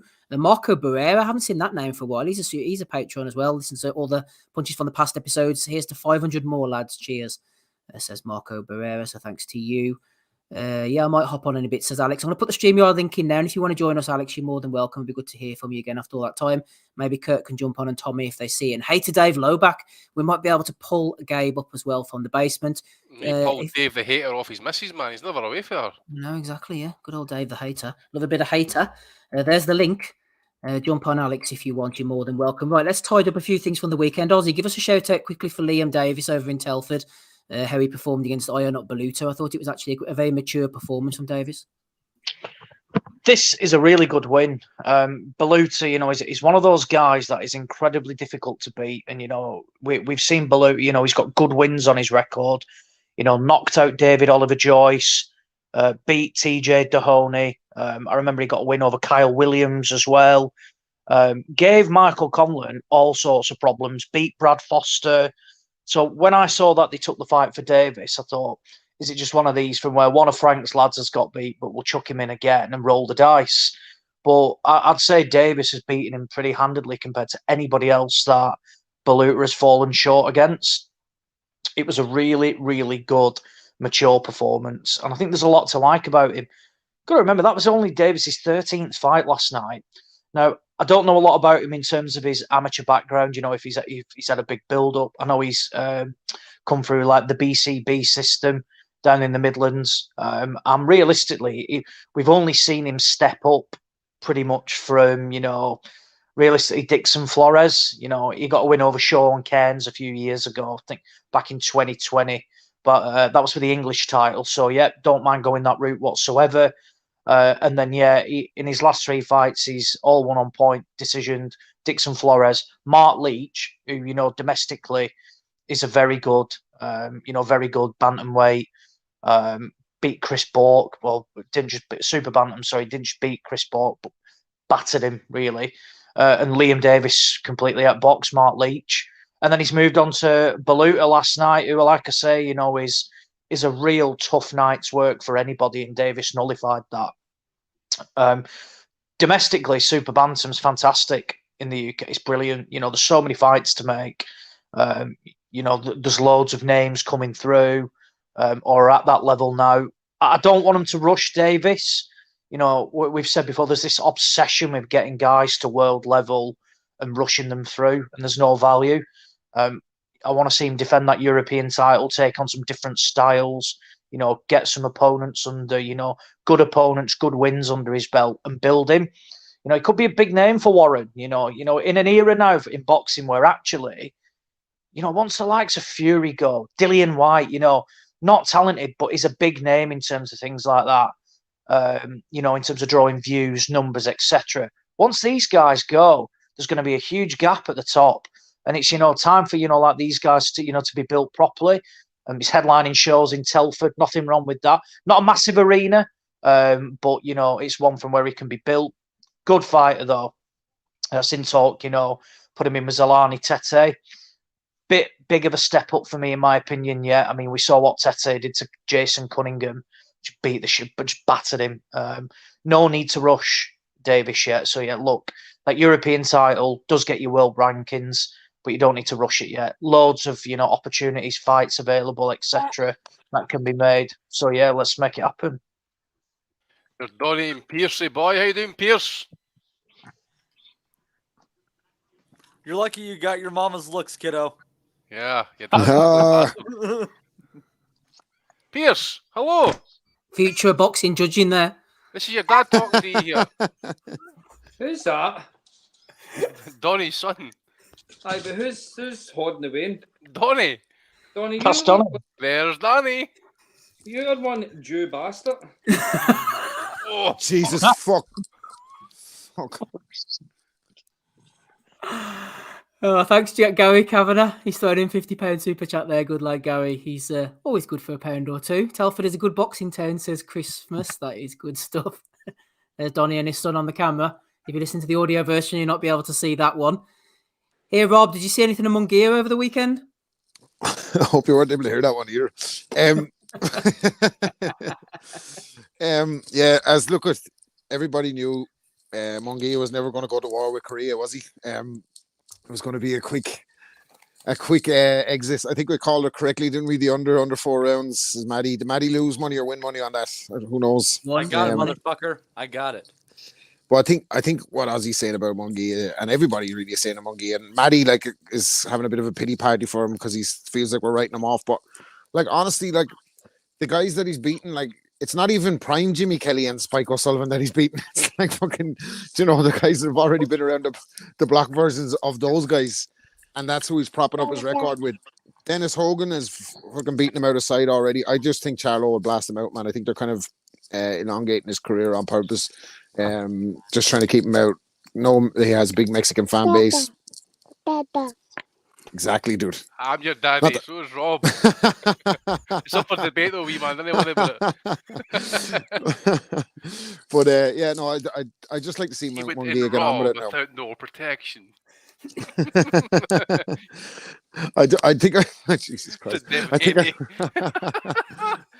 I think it's time for Munguia to fucking piss or get off the pot. Have a big like he's not even he hasn't even had like a kind of a career defining attraction fight where it's like him versus a rival or him versus the next guy who we see could beat him. I think Charlo ice him actually, but we see. I'd like to see it at the same time. Like he just fights corpses, Donnie Munguia. Really, like as CD level fighters he's facing, like he just needs to step it up. And I don't know how Matty thinks he can. Well, it's an opinion at the end of the day, but I just don't see how Golovkin loses to that guy. I just don't see it. No, with the power, the guy can get tagged as well. And that is a trench warfare fight. If Munguia wants to stand in the hole with fucking Golovkin, he's getting knocked out. 5 years ago, I wouldn't put 5 years ago Golovkin up against that Munguia. But this Golovkin, yeah. He was 16 back then or something like that, wasn't he? No, he was like 20. Wasn't it funny how back then they were so desperate to get him thrown in with that prime version of Golovkin, whereas ever since they've never thrown him near anybody with a pulse? What were they thinking, you wonder? Yeah, I don't know if he was with Golden Boy at that point, mate, but his handlers were fucking ringing him out to dry with some of the title defences. When you talk about inactivity, it's one thing you couldn't say about Munguia at 54. He was fucking defending that title at least 3-4 times a year minimum. I know it's not all been, great opposition, whatever you want to call it, but At least he was active. Mm-hmm. No, exactly. Still is. I Hey think guys, this is what his was third or fourth the fight this year? what was the fight that Golovkin fought? It was some British guy or whatever. He fought him at Foxwoods, maybe in like 2014. Macklin broke his ribs. Oh yeah. Body shot. I was there with Ben Wiseman. So that's two Jews together. Don't you start. I am not of the Jewish persuasion, but Ben Wiseman Industries. Chill the fuck out, Kyrie Irving. Ben Wiseman was the original owner of the pod, for anybody who doesn't know. Anyway, he would approve of this $8.99 super chat from Gareth Llewellyn. I didn't know that. I always thought he was like a fictional character, and I wasn't in on the in-joke. Because like Ben Wiseman Industries, I was like, Yeah. I thought it was like Vandalay Industries. Whatever happened to Ben Wiseman, Donnie? I don't know actually. Has anybody been in touch with him? You should maybe check up on him, for goodness sake. well, I tell you what, he's a fucking wiser man than all of us. Fucking 500 episodes in every Sunday night in this fucking place. Jesus Christ, he got out early. He did indeed. I know that Tommy paid him some kind of money to buy the boxing asylum, and then he goes, "Well, I own all of this." And then I was like, "Tommy, the asylum website is down because you didn't pay the fee." So, I was like, "What do you own exactly?" Yep. Gareth Llewellyn has thrown in an $8.99 super chat. He says, been listening since the very early days. I've never missed an episode. Thanks for all the chat and the laughs over the years. You provide a fantastic service to boxing fans. Best sports podcast by far. Talking of sports podcast, Brian, we were mentioning earlier about being in Vegas there. Quig Frampton, next big pod, Asylum going on. You had all the Frampton times away. That was the peak boxing time for me. What would you say? No, that was great. Like, I speak to Mark McFarlane all the time, and it's obviously trying to relive the good times, which is just impossible. But I think that was your kind of Ricky Hatton era, where you would just kind of travel anywhere for the fights, and there was big crowds everywhere. They were great. Well, I was over for maybe at the park. Yeah, that was absolute carnage. But following Frampton, it was good times. Then he fucking morphed into some mad loyalist, didn't he? And where the fuck did that come from? But it was good. It was good. Vegas was magic. That week was fucking absolutely magic. I got there on the Monday before everybody, and we were in the fighters announcements and stuff like that, and just getting to meet everybody. And see, going to Frampton fights, we stayed in the Europa, and everybody was in there as well. So it was great. It was fucking just great. They're not going to get that back. You really aren't. I don't think there's any boxers running about now that you would be able to get access to that way, and in the fan base either. No, I don't think you have. Now, I think kind of fans are turned into they're not even going for the fights. They're just going for the event.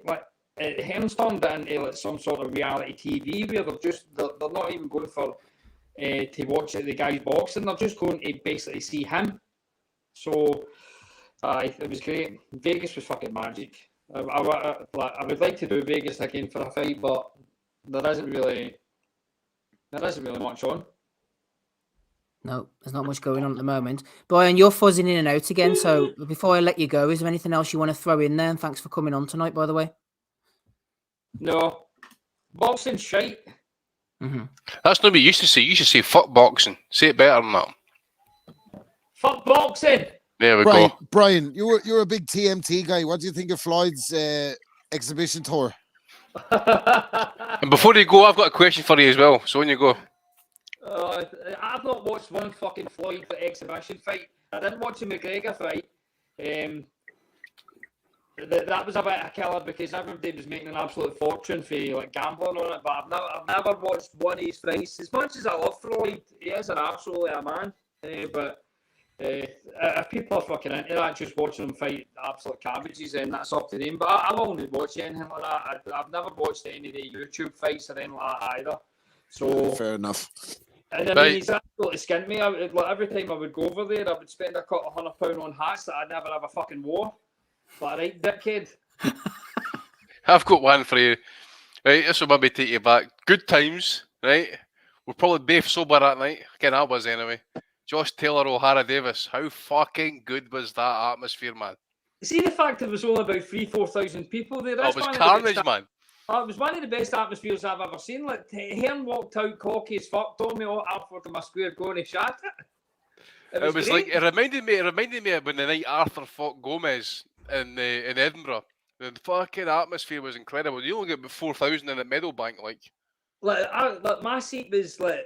I obviously didn't know that at the time, but I thought it was like, you know, a good fucking breakdown in what I thought was going to happen. Like telling my pals at the seats, and unbeknownst to me, like O'Hara Davis's like girlfriend was sitting right next to me and fucking started bad mouthing me. But I wasn't saying anything bad about him. I was just saying he's shite. I got my mate on security, fuck with Eddie, trying to get in the ring to Eddie's trying to show him his fucking wristband. He's like, no, I need to check your credentials. And it's just like you obviously the McGuigans hated Hearn as well. They were in Hearn's face. Everybody was just a fucking get it right up you. It was great. It would have been better if there was more fans in there. But the fact that the place was absolutely fucking bouncing. Oh, I mean, that ring walk when O'Hara Davis is walking past and he's getting told he's going to die, man. It was like, oh. I mean, like, Cam came up for England. Sonny Edwards is there as well. Aye, like a boy came for like Dubai. To come and see this, like a wee guy came for Los Angeles. Didn't Daniel Lim from the coalition come? Yeah, Lee Sniffus. That's who it was. Lee Sniffus and Chemo, wasn't it? That's who it was. Sorry, I forgot the name. I met them there that night. They came over to the fucking UK for this. So that was one of the last great nights. One of the most criminally overrated 50-50 fights I've ever seen in the history. By the way, the amount of people that had that a close fight beforehand was insane. I'd never seen it. I was one of them. I was as well. Tommy was. Mate, as well. I was convinced Taylor was going to destroy him, and that's how it went. See, that's what's good about Josh. As much as I thought he lost convincingly in his last fight against Carter, right? But that's the one thing about Taylor that I like. He's a bad bastard. You know, like I know we used to get a laugh on Twitter and things like that, right? He was the one person I would never ever say anything bad about because he comes across as a guy that would fucking find out where he stays, go to your house and bat the fuck out of you, right? So he is that crazy, and you can see that in the ring as well. He's know that. Let's see when he's seen he had O'Hara Davis hurt. He really tried to give him it fucking bad, and he's like that against absolutely everybody. Like you see it, like seeing face-offs and stuff like that. He sides himself up that much, he just gets inside his own fucking head, and that's what's good about him. I just wish he would he should have already had that rematch by now. It's absolute bullshit that's not going to happen to February. But as much as I hate boxing, I will be going to that fight. Good stuff, Brian. We'll try and get you on again before you die for real. Just okay. Before I go on. I just want to say. I can remember back when Eddie Hearn just kind of came into boxing and everybody thought this was a breath of fresh air. Everyone was fucking magic. He's great because we had the tail end of Frank Warren and that was shit as well. See the thing about picking sides with you. I never ever picked sides when it came to Eddie Hearn, Frank Warren. As far as I'm concerned, they're all as bad as each other. It means that Eddie was in the news constantly, right? So that was maybe about 2012. This is 2022. I've waited 10 years to see this fucker's demise, right? And see the minute he left Sky Sports to go to DAZN, I knew that was his demise because he didn't have the fucking propaganda machine that was Sky Sports News to constantly back up his pish. So I'm absolutely fucking delighted he's on the road out and he can't handle it. So fuck you, Eddie Hearn. Bye-bye. Woo! Nice Evening, Ed. Brian, thanks for coming on. We'll catch you again soon, brother, okay? Cheerio. Bye. Ciao, mate. There's Brian Hearn. Gone but not forgotten. Voices from the past flying in. It's the one and only man we haven't heard in quite a while, but glad to have him back tonight, thankfully. Alex Morris is on the call. Good evening, Alex. How are you, sir? How you doing, boys? Mate? Not too bad. Right? Yeah, absolutely fine, man. How are you? Yeah, I'm alright. You know, get ready to get punched here. I'm just enjoying what Brian was saying there and fully reiterate everything he was going on about fucking Eddie Hearn and just, I've not been following the sport very much, as much in the past few years, just too much fucking bullshit, too much, nonsense. But seeing that fucker's downfall, the slow downfall, it's taken a long fucking time to see people turn on him and realize what a sneaky cunt he is. But seeing it happen, it feels fucking great. Evening, Ed. Well, it's for Alex. You make a good point there, actually, because not that I want to really kick Eddie too much while he's down, but what might as well. People are finally seeing. That's the way I feel as well. Like we're the pajama wearing virgins and all that, doing the podcast. Our podcast is stupid, and now everyone's doing one, and now everyone's seeing Alex as if what we saw all along. Do you get that impression too? Yeah, like we've been saying it for a long time, and like you said, we got lambasted and called virgins and all the rest of it, and yeah, fair enough. We were a bit obsessive over it, and playing it up a little bit, but there was always that hint there that he is just it's the Emperor's New Clothes. Like we're seeing something there that he's just another con artist. He's just Frank Warren, but in a better suit and 20 years younger. He's still a fucking con artist. He's still just trying to make money, and he's mugging people off. And that's coming out now of this Okoli business, isn't it? I don't know what the details of all what's going on between him and. He started with all lawsuits with ADA. He's going down the Frank Warren route with the lawsuits. Exactly. He's going fucking ballistic with that. He was getting the lawyers out all over the place over this fucking Conor Benn business, who is absolutely a dirty fucking cheat. So B sample. It's all coming out, and I think the Conor Benn stuff, especially, I think he got in a lot of shit for that. If we want to go back on that for a second, like I think that DAZN were really breathing down his neck for him to make that fight. I think that fight was pivotal for like the pay-per-view stuff for DAZN in the UK, because they were really trying to push that because the subscription numbers weren't really that much, I don't think, and they were struggling a little bit with that. So they needed this Eubank Ben fight, and I think it was going to fucking sell gangbusters. I think it was going to really go well.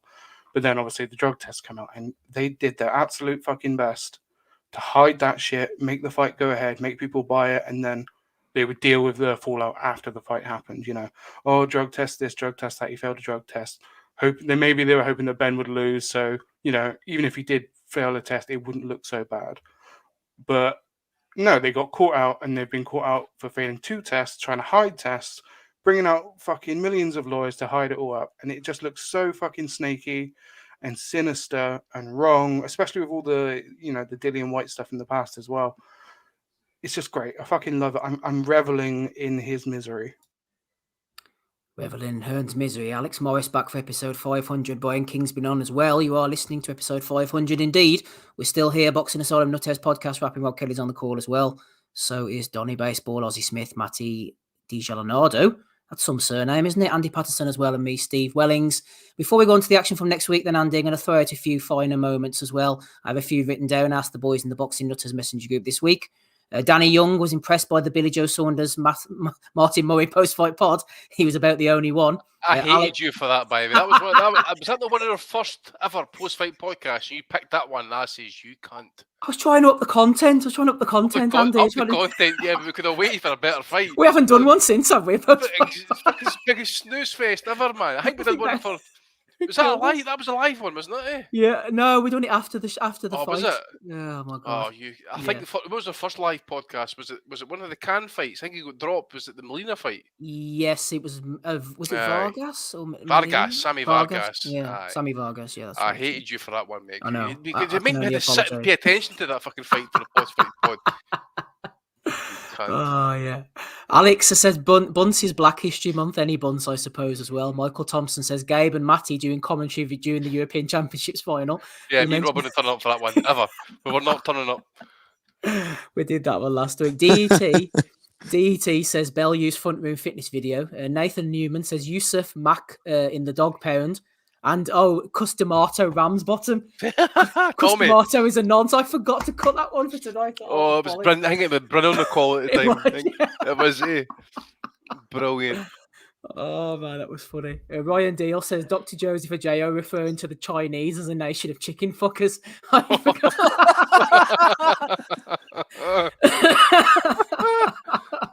Not lab leakers.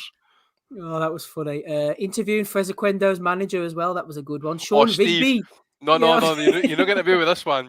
So Steve Wellington, Mr. Wellington, actually during this interview with Tom Sathers, who was Oquendo's manager and trainer at one point, basically says to shout on Oquendo's fucking crazy. So Tom, tell me, why should we give a shit about, or something along those lines of Tom of Fred Oquendo's next fight? Well, it's like that. So that was, he had no answer for that one, and he's actually only me on Facebook asking for the fucking copy of the interview. I'm like, Steve, It's a fair enough question, wasn't it? Ben Wiseman. He needs to take this call. Yeah, that was a good one. Sean Vigby's one-off visit as well to do Kell Brook impressions. We've never been able to get him back again since. Of course, Donnie, cover your son's ears. Al Bernstein, 7-year anal was another good one. Don Charles' epic 3-hour videos. Ziggy from Manchester, who used to call in, haven't heard from him in many a year. And Andy, Xanax Dave, man. Xanax Dave. Whatever happened to Xanax? I can't find any episode with Xanax Dave, and I'm starting to wonder, did he exist? Yeah, when after the Erskine Bridge, mate, he'd first. Full of Xanax. Oh, he was a character in, and a fuff of vodka, possibly, as well. Xanax Dave. Kurt's comment about if the WBO put a ranking on Madeline McCann, Frank Warren would find her. That was brilliant. I love Brilliant. Kurt's fucking dry humour, man. Just you can't beat the Midland guys, the Yorkshire guys. For that. Well, if Frank Warren couldn't find her, Anthony Crawler certainly could. He's trolling you these days, Rob, isn't he? Yes, yeah. He's just going around dressed up as Richard D. Hall now at this point, isn't he? Like, what the fuck? What about the episode where I told Andy that he was leave it, Donnie. I think of the Steve's plan for Belly of the Week intro. I think that's yes. what it's going to be. Hold off, Donald. That one's coming up for Belly of the Week intro. Donald, hang on. Yeah. Stay hooked for that one. Paul Webb says, what about the guy who came on who thought he was a heavyweight expert but bored us all to tears? Is he talking about the Doc Asif? Oh, Doc Asif. Doc, yeah. Never dark around doors again, you fucking boring cunt. Oh, Amir Khan. Remember Amir Khan? He was a character, wasn't he? Somebody just went for a shit there. Who is that?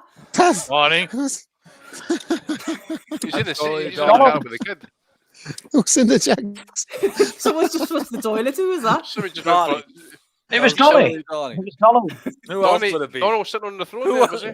Who else is less aware? Who else is less aware of their going on? Literally, he sat there soiling himself on the fucking podcast and then flushing the toilet. He just doesn't care, does he? Like, when he put camera on before, showing Pierce off, he just didn't say anything. Like Donald. 500 episodes in and you still got people taking a shit on the show. Get a life.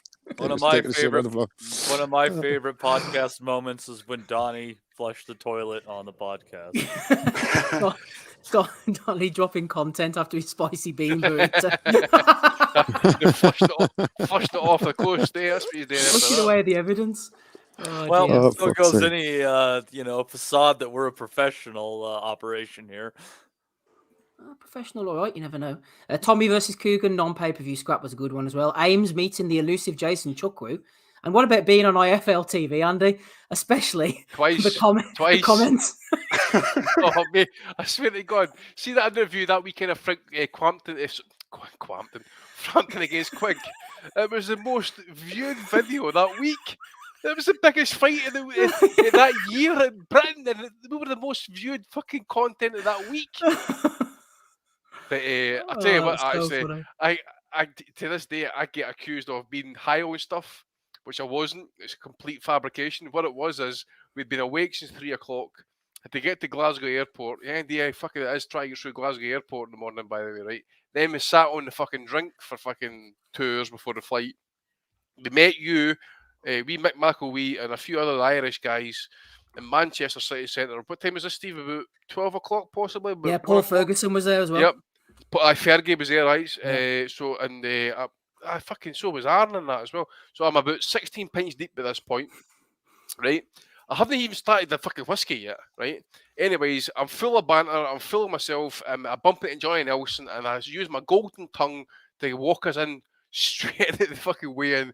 Me, Tommy, and his dad, and we're feeling no pain at this point. There's no mercy. We're fucking bullets are bouncing off us. We're just drunk as fuck. That's all it was. And poor Steve, I'm shouting, "Oh, Steve!" And he's looking at me with trepidation. He's like, "Oh, for fuck's sake!" Because Steve doesn't drink, you see.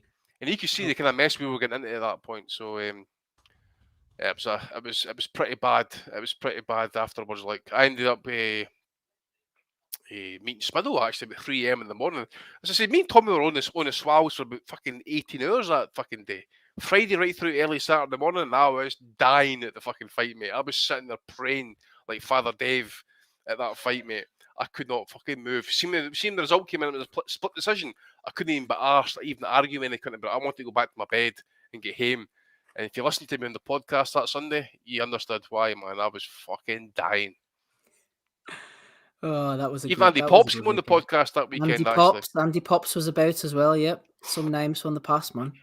Doubles and trebles. That's Smido. He says we did a Khan fight live once. Yep, that was the Vargas one. That was the Sammy Vargas one. Kevin Sutherland says, "Am I wrong in saying there used to be a bird that would come on for an opinion or two?" I think Amy Lou. A shout out to Amy Lou. She appeared for episode 400 and said that she still listens. So if you're out there, what's her man milk? Emily. She's not going to come now, Andy. That's not you. How you entice them, Andy. I keep telling you. Imagine if Emily X joined the call. Get Emily X on the call. She disappeared after she getting called out for being like a bloke with coke and balls, basically. Yeah. It was a bit bad when she was trolling us, changing her YouTube name to Emily Exists. Mate, it was weird though. Like, if you're gonna do anything, why the fuck would you set up a YouTube channel to comment on our fucking podcasts, saying like "great listen" or something? I got the feeling that maybe whoever was doing it thought that for some reason got the impression that the panel members were a heap of degenerate perverts, so we're going to start sliding into DMs and sending her pictures of their fucking junk and all that. Like, but mate, how would you do that? It's a fucking YouTube channel. Can you even interact with people? Look at us. I'm not a tech guy. I don't know these things work. That's what I mean. Shout out to Aisha as well, Steve. Aisha, I forgot about that. Yeah. Our pal Jen. Yeah. Christine as well. Yeah. Yeah.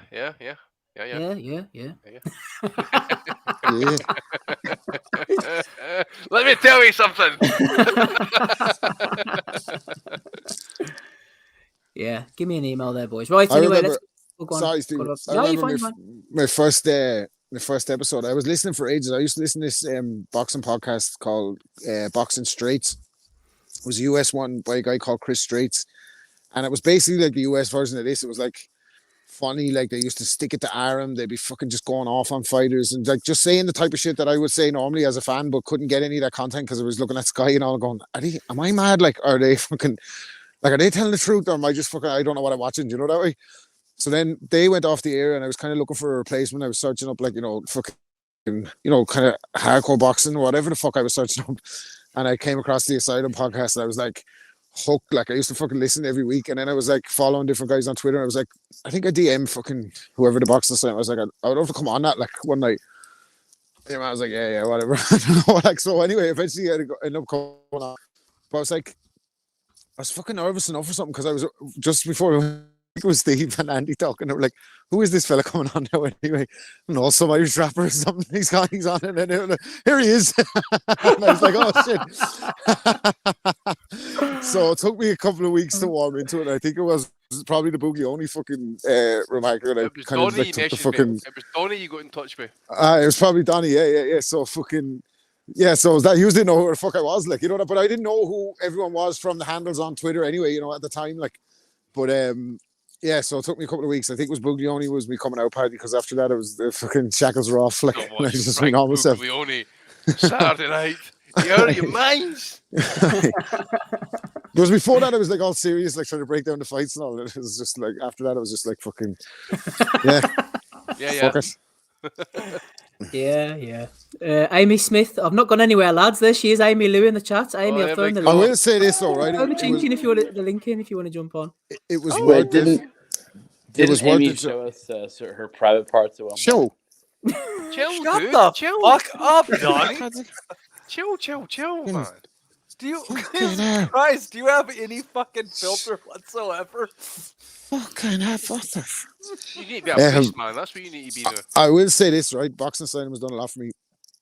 Really enjoy being a part of it, and it has given my wife unlimited leverage in arguments because every fucking argument we have, Boxing Asylum gets brought up. Yeah, you can fucking do this, but you can't do this.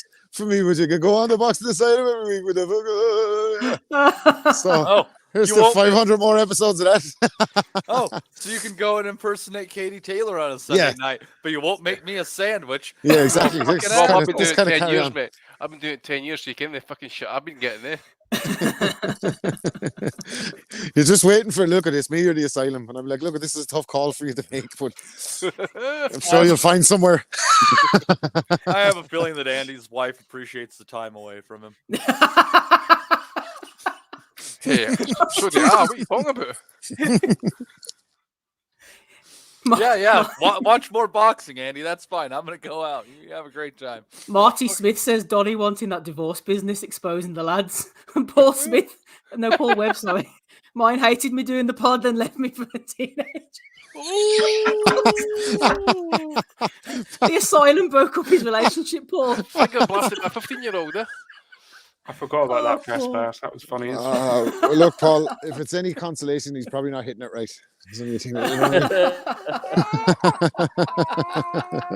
Fair play, Paul. Man, that's class. Oh, no, don't, man.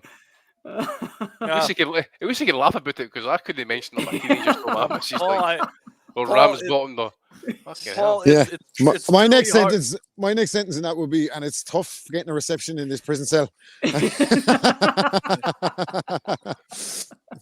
Well, it's just, man, it's rough. I mean, she ends up with a teenager because, I mean, it's got to be hard to keep a boner when all you can think about in your mind is Audley Harrison, Derek Chisora, Tyson Fury. I mean, who can keep an erection if that's rolling through your mind constantly? We can't compete. We can't compete. Who can come until they make Terrence Fenn? Jade can't. Look at you know what I'm saying? This joke, man, right? Who can come until Crawford Spence is made? You know, oh, fuck's sake. Look, we don't need to overdo Brian King. All right, let's move on. Let's look at the fight. Steve, I actually do want to say, like, just the realm of the podcast.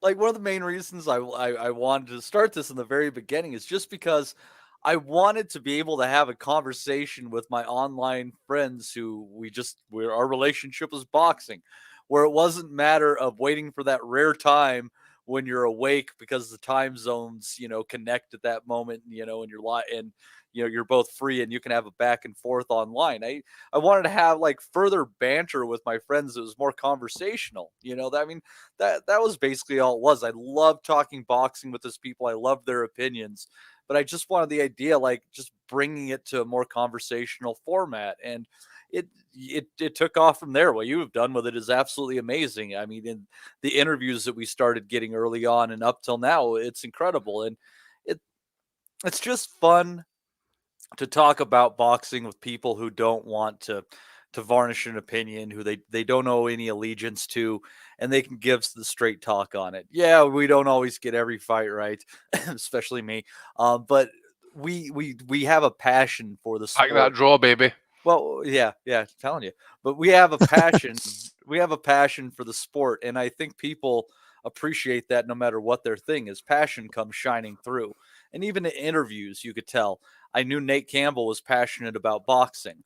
I knew Curtis Stevens wasn't passionate about boxing, and it's and for the fans, there's the casuals and there's the hardcores, and we care about the sport, and the only reason we cuss it out is I think it's much the same that we are with those of us that are heavily political. We complain because we know how good it could be if X, Y, and Z just weren't weren't the way that they are. And I'm not going to quit watching the sport, because if I quit watching the sport, or betting on it, I'm not going to see Juan Diaz versus Juan Manuel Marquez. I'm not going to see Zepeda versus Baranchik. I'm not going to see Wilder versus Fury. And at least two of the fights were killers. And I'm not going to give up all of these amazing things that happen and all those little fun fights in between because the politics of it. They can piss on the sport all they want, but the fighters decide how good the fight is. And sometimes they really step in and deliver because they are as passionate about the sport as we are. And that's why I'll keep watching. Well said, Matty. That was a nice, impassioned speech. Thank you for sharing that with us. Paul Griffith says, "Pod meet up at Press Pass's ex's wedding." Well, you never know. We can maybe make it happen. I'm playing at it hard.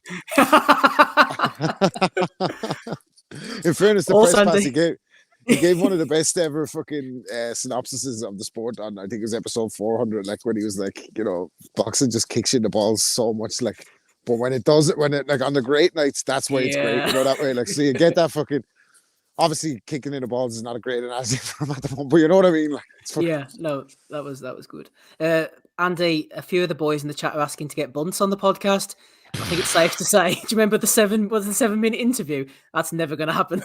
It's never going to happen, mate. Bunce hates us. He's had me blocked for like years. Even Spencer Fearon's unblocked me, for fuck's sake. Bunce carries a fucking grudge, like. But it'd be good to get Bunce on here. Like, I mean, it'd be good to have a good boxing chat with Bunce, because I think it'd be good. Well, he could come on, like. If he put his prejudice to what he could. He used to actually love us. He used to like when they were doing the put up the tweet comments and stuff. He'd put up some from Tommy here and there. And I remember one time he said, "Here's one from Tommy at the Boxing Asylum. Good lads over there." Funny enough, Rob. Yeah. And he whatever quote Tommy was about some fight. I think you know what it is. I think people like us. Once. People do like us until we come for them. You know.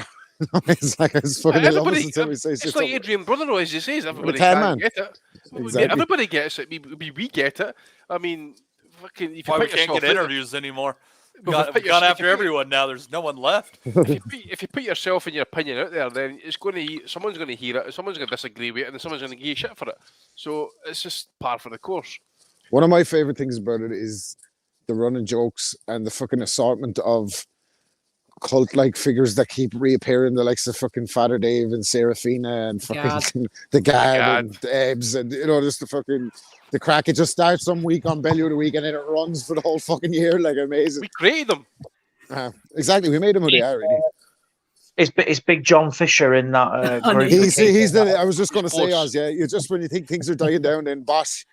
Yeah, Bosch. Big fucking Chinese on a Friday night. Ozzy's shamed them into the fucking gym these days as well, actually.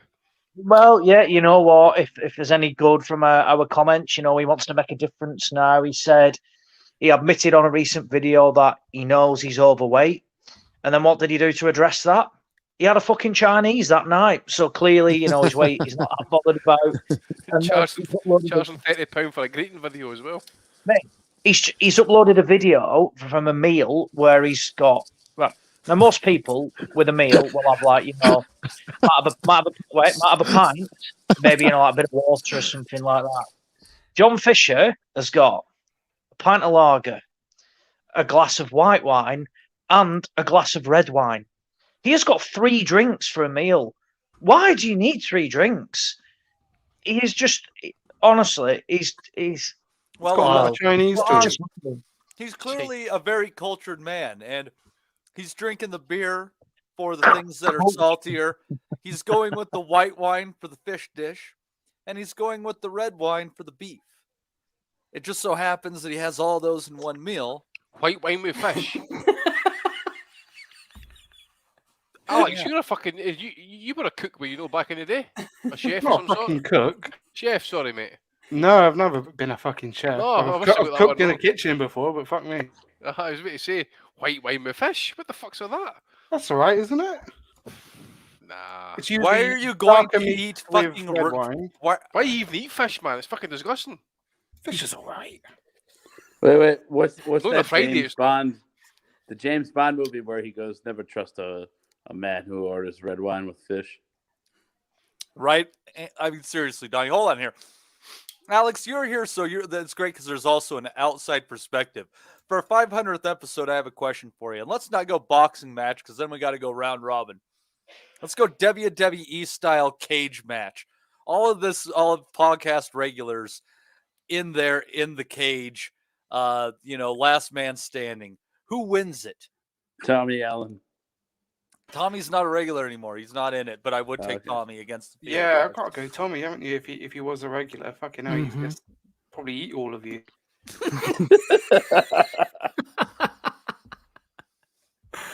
Oh, Tommy's a killer.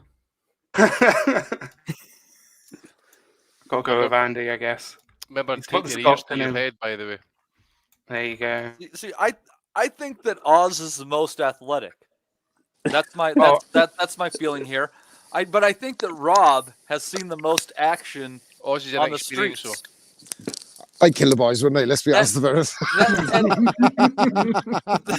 No Celtic That's chat that today, all. Donnie is incredibly devious, and I could see him hiding underneath the ring for 20 minutes until Aye, the carnage just is a finger cleared. blast your Brick and Brown ring, I can guarantee you.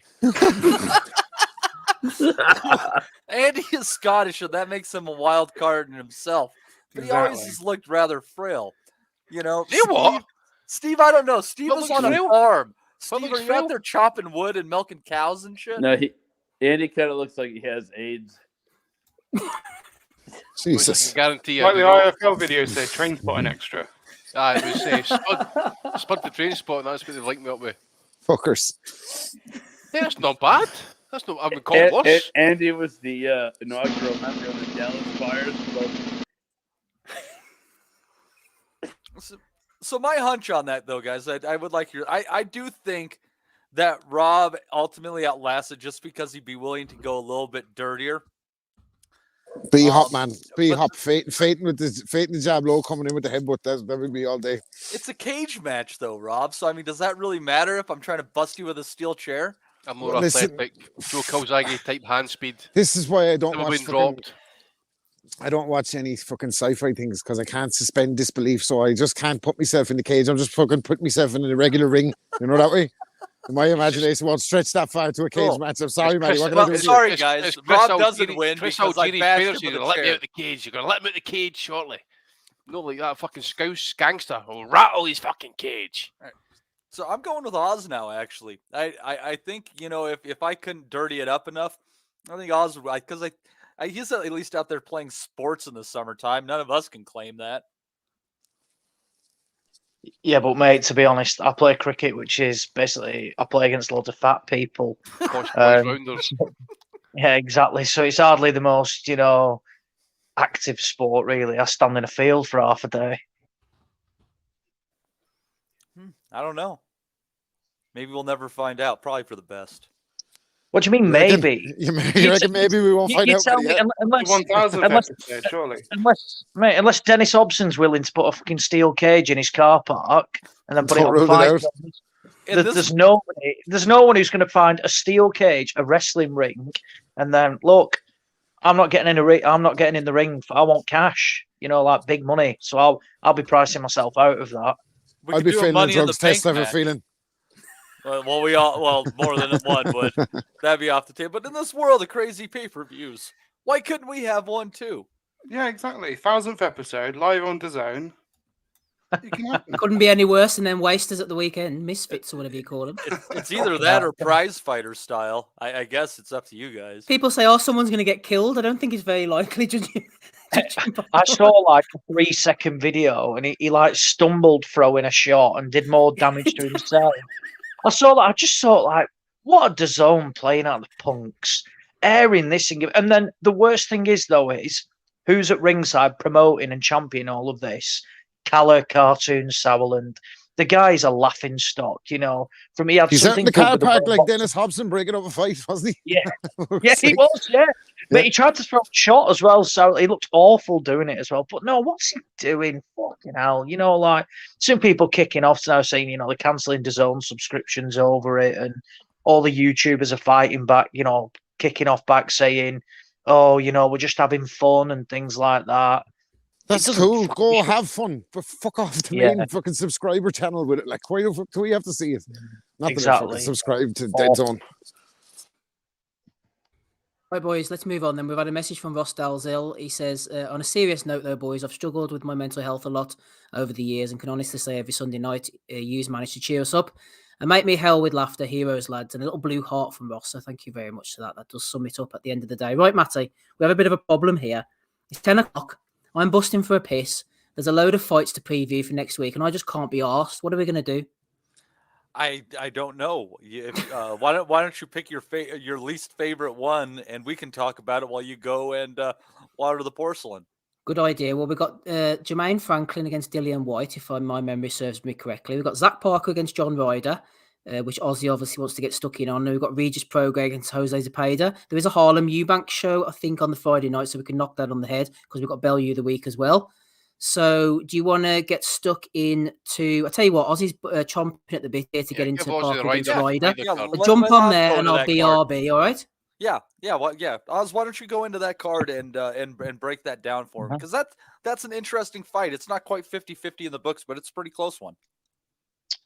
Yeah, really good fight, to be honest. And it's a pretty decent card as well, which, in a year from where we've seen a hell of a lot of, garbage, I think this is pretty decent. It's not a massive card either, which is weird for Warren, but, Sam Noakes, Calvin McCord, good fight for the Commonwealth lightweight title, both undefeated. McCord, I think he's up Scotland way actually. No real notable wins apart from beating Ishmael Ellis. Noakes is class, like him, stopped everybody who he's boxed and looked good doing that. I think Noakes comes through quite easily. Pierce O'Leary as well. I think Steve might know a little bit more about him, but he's quite highly rated by all accounts. He's now Sammy Queensbury. I think this is his first or second fight under that. He's fighting, and I've never even heard of the guy, some Namibian, I've never heard of him, but he's clearly been brought over to lose. Dennis McCann, Joe Ham, good fight again. Don't mind this McCann stepping in the right direction. Commonwealth title. He's only had 13 fights. Loads to like about McCann, big prospect. And coming off a good win against James Beach. Chief support, Hamza Shiraz against River Wilson Bent. Shiraz should stop Wilson Bent, to be honest. If he wants to talk about, potentially going to world titles in the next 18 months, you should be getting rid of, essentially English level, fringe British level opponents relatively easily. This is for the Commonwealth middleweight title as well. And then the main event, great fight, really, really good fight. Loads to like about it. I think everybody who listens to this podcast is, clearly knows about John Ryder. Proves records are for DJs. He's had his losses and bad losses as well, from where, he's been knocked out by Nick Blackwell, lost close, was robbed against Rocky Fielding. I'd say Jack Armfield as well, and Callum Smith, but has still bounced back. Career best win, which was dubious as well against Daniel Jacobs. And now he's in the away corner against Zach Parker, who, has been built quite well under Warren. He's been active, which is something that he's always struggled with. Did what he should have done against Marcus Morrison last time out, and that was just pasted him and just showed the levels. And now, they've been campaigning, should have fought box Demetrius Andrade. Andrade pulled out, they were taking that. It's going to be at Derby County. So yeah, big fight. I have got to side with Ryder on the basis that Parker is an unknown quantity, but it's not as if John, is just a one-trick pony in terms of, he's just got power. He can box. He's been in with all sorts of styles. He's not got loads of miles on the clock. He's fit. He's ready. He's not been, out the gym and he balloons up. I think he's an experienced pro now, and he knows what he needs to do. For Zach Parker, he's clearly got power. He's knocked out people that he should have done. And I think you always see that your power is legit as you go up the levels. And sometimes we do see that tail off. But by all accounts, his power is legit. It's a great test. From a betting perspective, I think you're right, Donnie. I think it's relatively close in a sense of, Did you just call me Donnie? Sorry, yeah, fucking hell, I did. Apologies. Thank you. I know that you know how offensive that is, so I appreciate the apology. It's not. Sorry, I'm half watching the Raiders game. It's only just scored. That's why. Yeah, I'm a Broncos fan. I'm trying to avoid that right now. Yeah, but interestingly enough and bizarrely, Zach Parker is the 1-2 favourite in this, and John Ryder's just over 2-1. Got to be taking Ryder at that price. An experienced campaigner at 168. That is the bet of the night. That is not a bad bet. Clear value. And so, yeah, unbelievable price, really. So, yeah. Ryder at 2-1 is great. Mate, it's unbelievable. I can't believe, that is he's that price. It's a disrespectful price, really, because John is not over the hill. Like we said, he's probably had all of his career best wins have been at 168 as well, and Parker arguably has only competed at realistically domestic level, few fringe, probably at best European level. So it all stacks in favour of Ryder, really. But it's a fantastic fight and one that I'm glad is happening. Huge opportunity as well. It's for the interim WBO. I know we were speaking about belts before, and they are pointless. However, this one could be your golden ticket because you could quite easily be upgraded to a full champion if and what Canelo is out for a while, or you'll become a mandatory for him, and you've got that payday from where you'll get big dough and you can probably retire after boxing him, or Canelo chucks the belt away and you've got your one-way ticket to a world title shot. So no, pretty decent by BT. I think the card itself probably lacks one more good fight in terms of domestically or like a European level. However, I think this main event is probably quite. I know John's getting a fantastic payday for it. Parker will be on good money as well. So overall, yeah, looking forward to it. I'll side with Ryder on. Don't think he gets Parker out of there. I think he beats him on points, but I think 2-1, over 2-1 is a fantastic price in this, and it should be a hell of a lot closer. And that follows up, by the way, because we didn't do the show last week, but 2 weeks ago, just to bang my own drum, I did say Jordan Ellison was worth a bet. I forget who he boxed actually, which says it all. But it was on that. I think it was on that Sky show. Was it that Dylan Chima fella? Yeah. Dylan Chima. Yes, yeah. 7.5-1 he was, Jordan Ellison, and he won. Nice. No, a few of the listeners did get on it, so well done. So yeah, I think John Ryder definitely at 2-1, brilliant price, and I think he wins as well. Well, it's a good fight, and like I thought, I think it's more of a 50-50. And interestingly enough, this is about what Parker was at in the odds against Andrade, and that's kind of tight. So maybe there might be something that the experts are seeing in this kid that's keeping him as a favorite against such a seasoned guy in Ryder.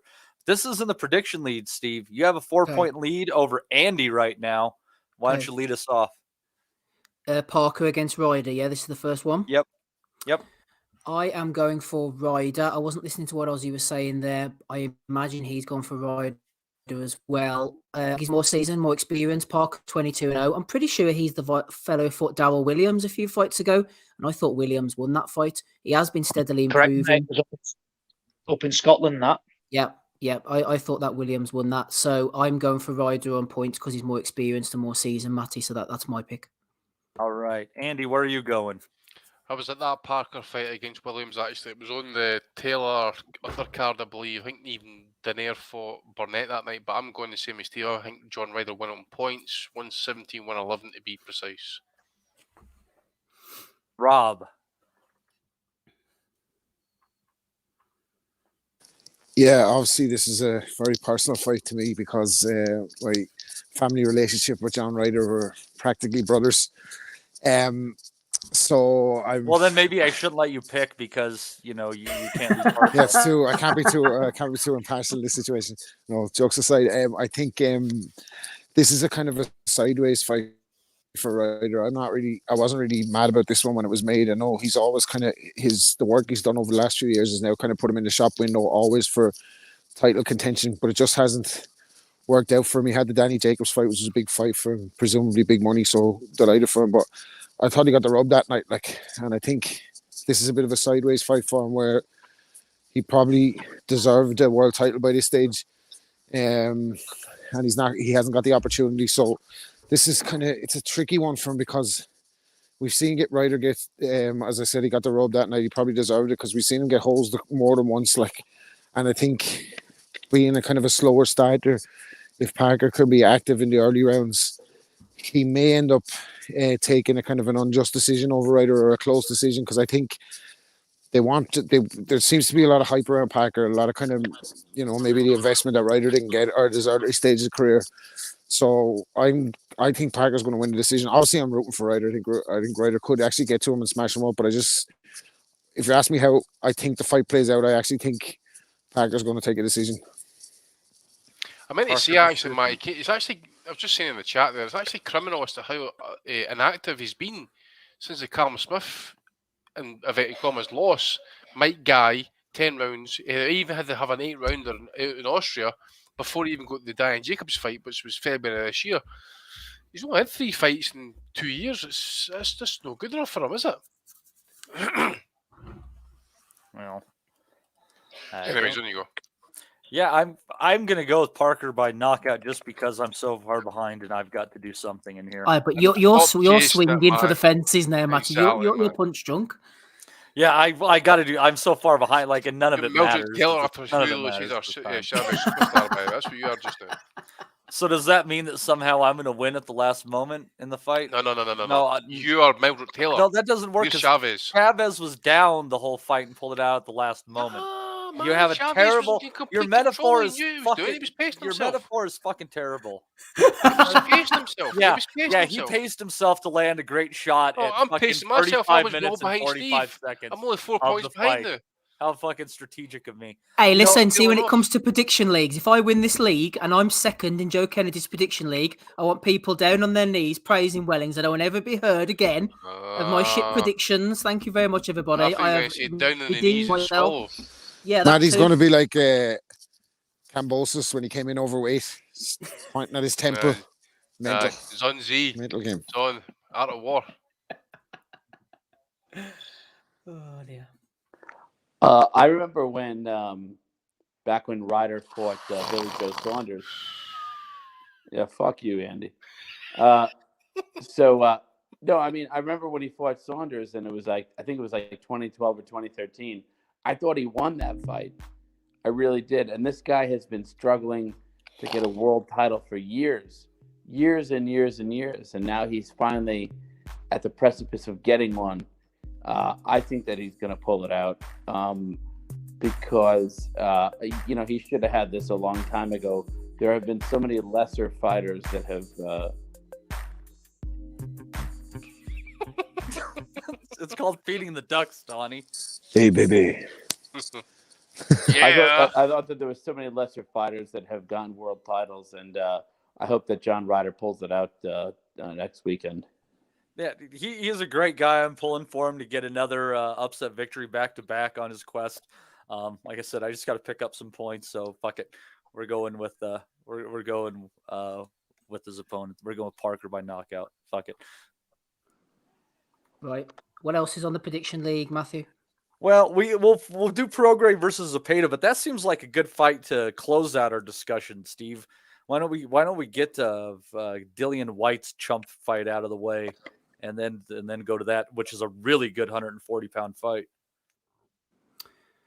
Okay, right. Alex, Dillian White against Jermaine Franklin. You got Fabio Wardley against Nathan Gorman, the Doorman, as well on that one. Craig Richards against Rickard Bolotniks. Dillian White, B-sample extraordinaire, going in against this Franklin, who's beaten no one of note. Are you subscribing to DAZN for this one? Bag of spunk time, Alex. I mean, I'm always going to be Team Stream for life. I think you guys know that. I might actually watch that. I mean, I know absolutely nothing about this Franklin guy. Is he undefeated? Yep, 21-0. Yeah, some sort of fucking bollocks record. And I absolutely fucking despise Dillian White, so I'm fully backing Franklin to spark Dillian out and completely end him. And I'm basing that on absolutely nothing other than Dillian White is shit. And he got fully exposed versus Tyson Fury, and I exist to see him fall. Exists to see him fall. What a lovely image wrapping Rob Kelly. Jermaine Franklin, the 989 assassin. He's from Michigan, and one of his best wins is a split decision over Jerry Forrest. He also went the distance with Pavel Sauer, who's been knocked out by Huey Fury, amongst many others. So this isn't looking good. I thought you were going to say Jerry Quarry. I said, Jesus Christ, this record is fucking padded, to say the least. Punch drunk is pull Jerry Quarry. Like, Jesus, when you heard him. Every time I hear the name Franklin, I always think of fucking the puppet that Job had in Arrested Development. I've actually heard good things about Franklin. Some people are giving him a chance. And when you think about Dillian White, I said it time and time again, I think fucking overachievement, you name it. Like Dillian White, it should be a picture of him beside the fucking word in the dictionary. Like he's from a fellow with no amateur background, kickboxing background, made himself a fucking a regular fixture on Sky pay-per-view, now Dead Zone pay-per-view. Got himself into 2 mega fights really, which, well, Joshua wasn't a mega fight, it was a big domestic fight at the time it happened, and then rolled on into successive pay-per-views against bad opposition, man, like Derek Chisora, Oscar Rivas, Joe Parker. All of them have had him in trouble at different stages. He's definitely vulnerable, definitely can be hit. This guy Franklin's supposed to be able to move about a little bit, so we'll see if he presents an option. But how bad would it be for Eddie if Dillian White gets beaten by Mr. Franklin? Because Anthony Joshua, Dillian White is supposed to be the fucking fight, isn't it, that they're going to make? No stars for you, baby. No stars for you. So there's really going to be no fights for you in the heavyweight division if you get beat by Mr. Franklin. He's got Hergovich, baby. He's got Hergovich. Oh yeah, Hergovich. He's trying to maneuver Hergovich into fuck's sake, like to fuck things up. Look at the state of him against Zing Zang, Zilly Zilly Zing Zang. Fucking state of him, man. State of the fucking heavyweights outside the top guys. Could you imagine what Wilder do to Hergovich, man? For fuck's sake. Anyway, yeah, I don't know. I think there's so much riding on it. Like if it's close, Dillian White's getting it. So I'm gonna go with White. Possibly KO, late KO. Yep, I'm going for that as well, Andy. I'm going for Dillian White, 8th round KO. I don't think Franklin's up to much, to be honest. Never seen Franklin, mate, and we've all had our opinions on Dillian White in the past. Well, Andy, let me tell you something. Sorry to interrupt you. Do you remember that Pavel Sauer that I mentioned before to you, fought Huey Fury? In his last fight, he got knocked out in a round by Dylan Prasovic, who got knocked out in a round by Isaac Chamberlain. So this is what you're up against. Yeah, not great, is it? But no. I know Dillian White's working with Buddy McGirt these days and that as well. And I do rate Buddy as a trainer, to be fair. So maybe I might add a few arrows to that old bow. Maybe working on that left hook. Maybe teach him how to throw a straight right hand, possibly. But I still think White wins by stoppage. I'll go. This isn't predictions, Andy. You don't have right. To Okay. So what is the over under? Have you picked the over under here? Or is we're not doing it in the predictions. Right. Okay. I am going for White stoppage. White stoppage there for Andy Matty. Ozzy, who are you going for? Oh, without a doubt, Dillian White. I can't back anybody who goes the fucking distance with Pavel Sauer, who, if you're getting banged out off Huey Fury, you can't knock the skin off a rice pudding, then I'm sorry. You're just absolutely no good. He's got a padded record. You know, he's a slob. Dillian White's going to bang him out. And I don't care. You know, White may well be shot. You know, did he even have it anyway when he was at full peak? Probably not. But he's not going to be that gone from where he's going to get turned over by this punk. Awful, awful fight. Not good. Padded record. Just has a bit of clout because he's American, basically. White's going to chin him, I think. Don't think early, but I think, you know, in the first half of the fight, just garbage. Like I said, triangle theories don't work. When you're getting split decision wins against Jerry Forrest, and, you know, like I said, going the distance with Pavel Sauer, you're just not good. You are not good. That's shit form, isn't it, going the distance with that Sauer? Pavel Sauer has lost 13 times and has been knocked out in 10 of them. How the fuck are you not stopping him? How? You know, what are you doing? And, you know, like when he gets banged out as well, you know, I'm looking at it now. Prasovic, TKO 1. Peter Millas, TKO 2. Sanel Hasanovic, who the fuck is he? TKO 4. Ajit Kabel, TKO 1. Alexander Zakosny, TKO 3. Makhmudov, TKO 1. Gorman, TKO 2. Huey Fury, TKO 3. What is Jermaine Franklin doing? You know, like, he clearly, and he's got apparently 14 KOs against who? Absolute cowboys. So, no, you don't stand a chance. I'm sorry. And if he wins, fair fucks. Dillian White should retire if he gets beat off this guy. But I just can't see it whatsoever. They say they've been working on things. Well, unless you've developed power overnight, I don't see him standing a chance. Because White's just going to... White knows what he's doing. And against this level, you know, I just think he'll walk straight through him. I completely agree with Ozzy. I think it's an absolute mismatch. Donnie, final word to you. Dillian White against your countryman, Jermaine Franklin. Come on, Stars and Stripes. Is he going to do it, Big Jermaine? Wait, what? No, he's not. White, is a gatekeeper, and he's going to keep the gate against a unwarranted intruder on the night.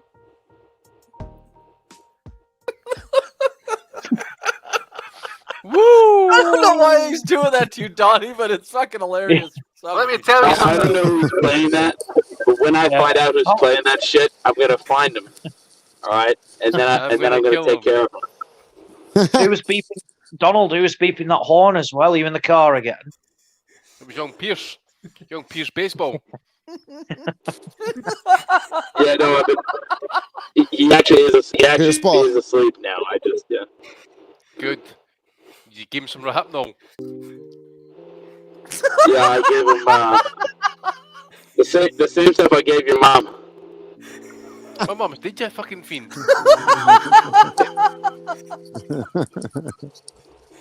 Oh dear God! All right, this is going nowhere. Anyways, I got to tell you, I just think that Jermaine Franklin is going to be basically playing the Trevor Bryan role against Daniel Dubois, and it's unfortunate. Just a protected, padded record. Lots of lacking here, and you're going to end up with probably a White stoppage. But he's also one of those guys that could come in out of shape, making excuses for his last defeat. And if he doesn't take this guy seriously, these are all big dudes. He could get knocked out. Whatever happens, I think it's going to happen in less than 5 minutes. I just have a question. Is the White? I'm sorry. Is the Dubois fight for a regular WBA title? What? Yeah, Dubois it's a against regular Bryan? champ. What Dubois fight though? No, it's for a regular WBA title, isn't it? You mean the White fight? What? No, I mean the Dubois fight. That was for a Dubois- WBA regular one. Dubois beat Bryan, but Dubois not boxing. No. He's fighting Lorena in a few weeks. Sorry, he is. Yeah. That's the week after, isn't it? Yeah. So That's the weekend. Oh, okay, all right, yeah. Yeah. All right, never mind, sorry. Yeah, I see Sandy Ryan's fighting that Argentinian, by the way, so it's not. It's fucking the Falklands War Part 3. It's not the same Argentinian, is it?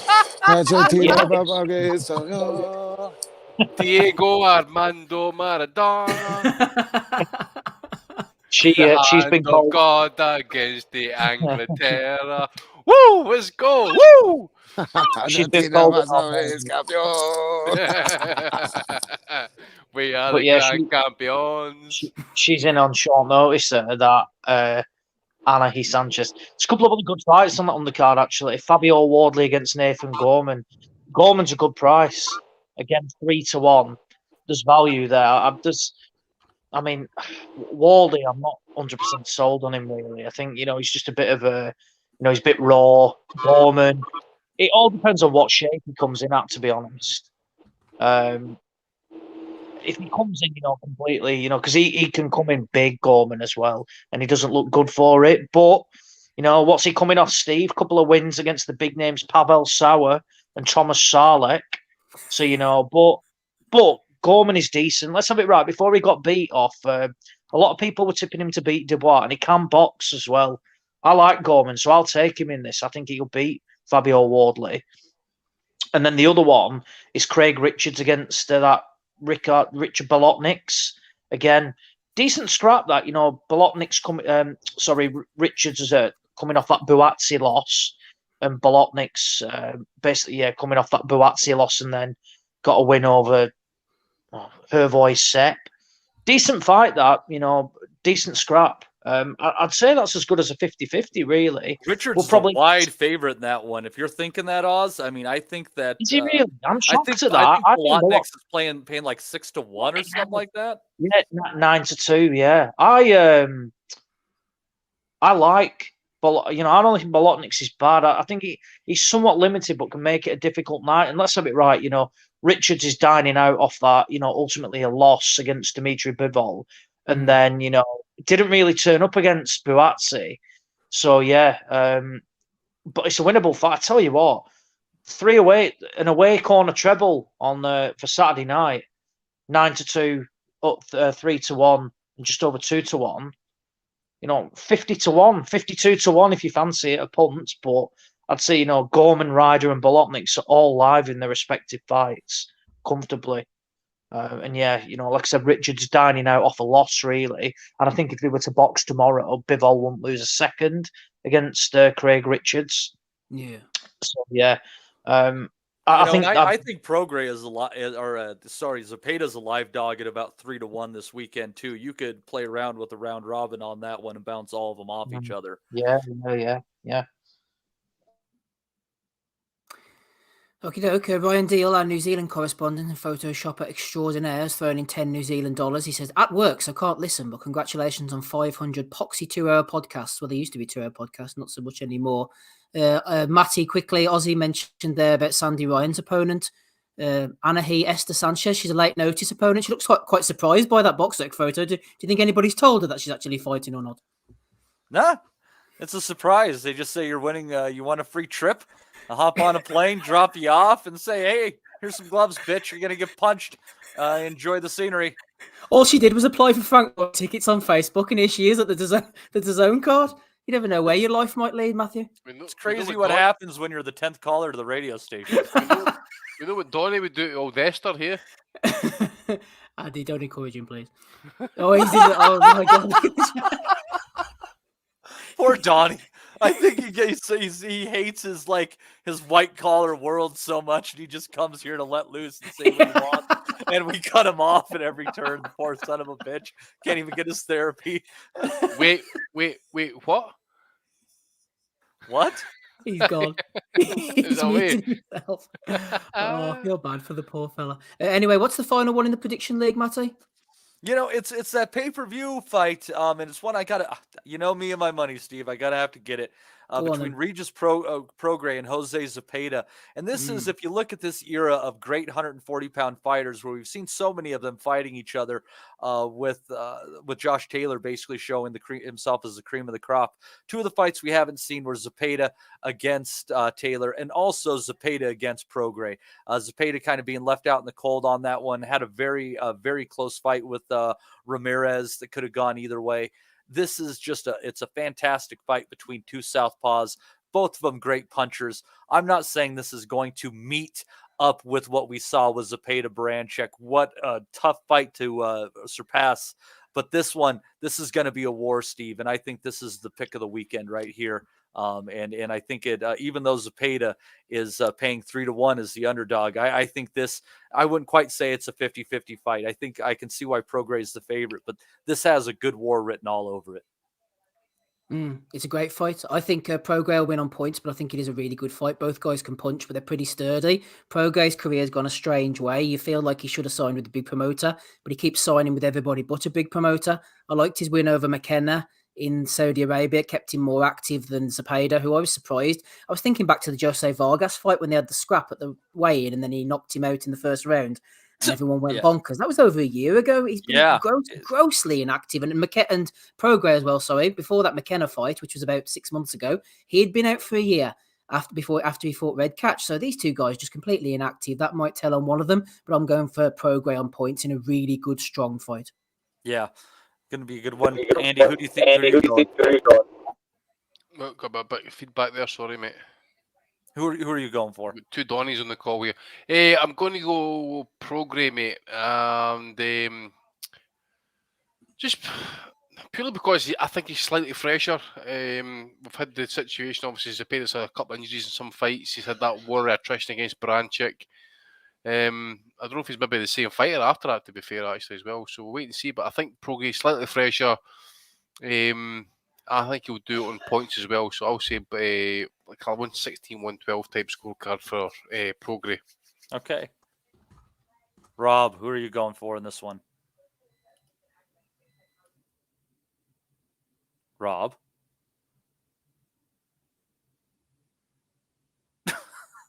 Rob Kelly. Yeah, sorry. It's going to be, and take this American reference for yourself. It's going to be Kelly and Regis. I'm going for Regis via knockout. You going with Regis by knockout? Yeah, Prograis by KO. Donnie, we've got 2 of you on the call, mate. We're getting feedback off you, so if you can sort it out. That's really weird. Let's see here, and I'm gonna go with Zepeda on points on this one. Again, I gotta pick up some points, and I actually do like Zepeda in here. I like Zepeda in this one probably actually more than I like Parker for some reason, but I'm a big Jose Zepeda fan. A lot of heart, great fighter, and I think what could be telling in this fight is the fact that Prograis can get a little bit of wide with his shots, get a little bit loopy, and I think that Zepeda is going to be able to throw some straight shots in the middle of them, and that could be what tells the tale on this one.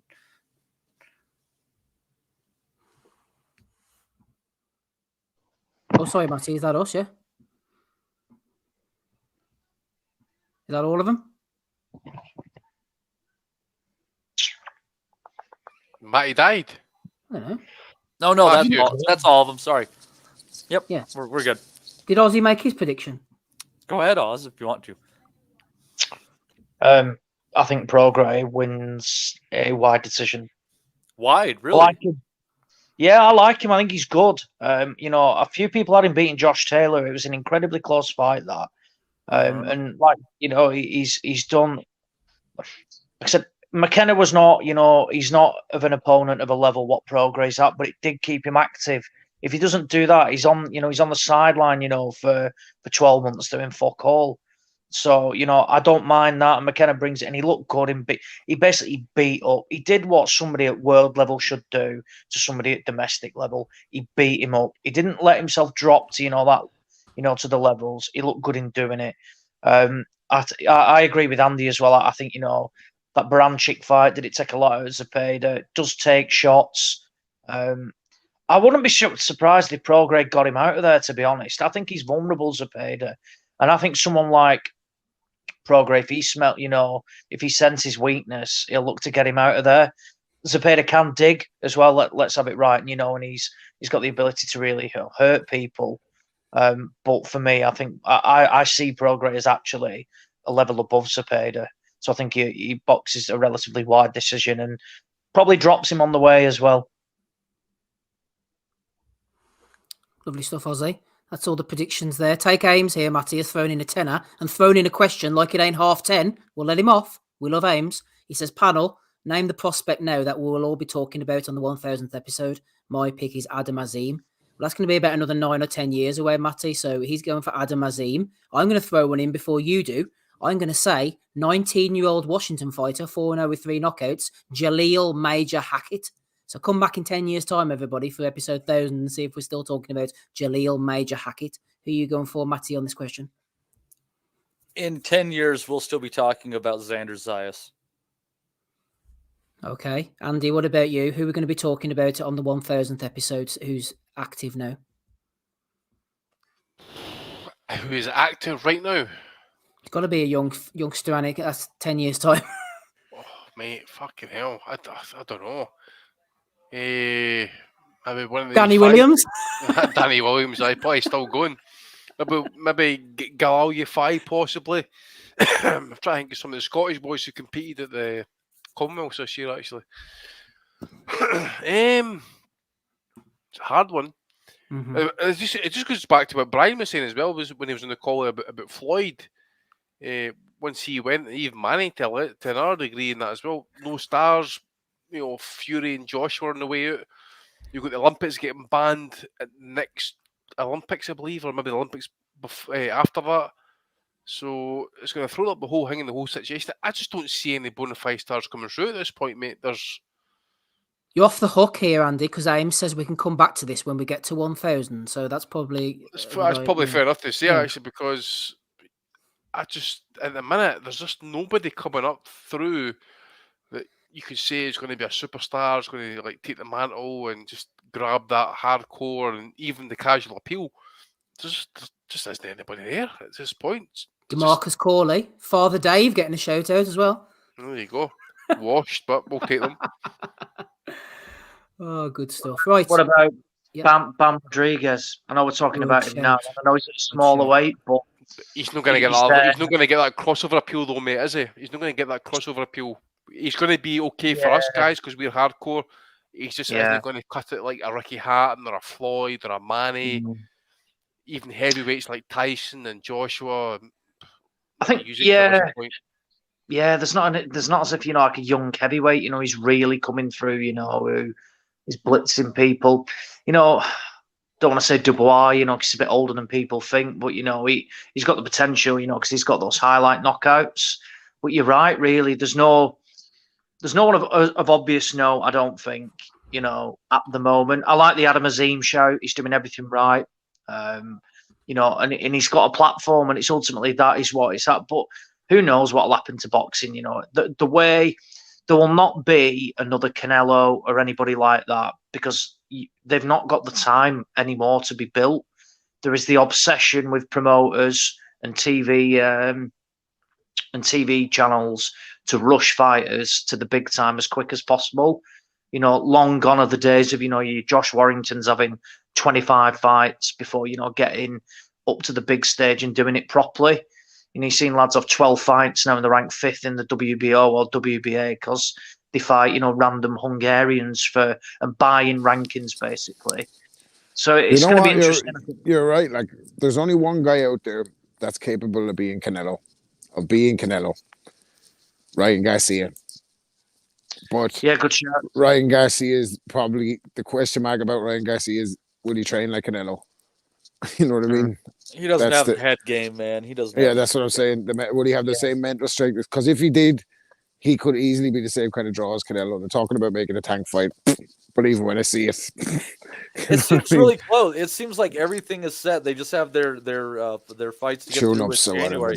But listen, Garcia's a rough out, man. Garcia's a rough out. Fucking for this promoter, that promoter. Like I said, I believe it when they're in the fucking ring. Like anything can happen between now and then. But it's they're making the right noise. But I think Oz is right. Like the sport is fucking devoid of stars, and when you have this fucking Mad Max dystopian fucking YouTube pay-per-view DAZN stream, like I said many times, like I would be all for a boxing streaming service that delivered, but this is a boxing streaming service that hasn't fucking delivered one thing since it's been on air. For it, like you'd fucking pay for it. I was an early. No, excuse me. Pay-per-view's dead, baby.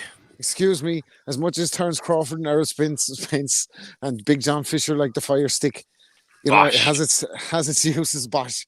But before, when DAZN was announced at the start, I was a subscriber. I was one of the many disgruntled customers who cancelled his subscription and was coerced into the world of Fire Stick like Errol Spence and Terence Crawford. Which is probably the only time my name is going to be mentioned in the same sentence as Errol Spence and Terence Crawford.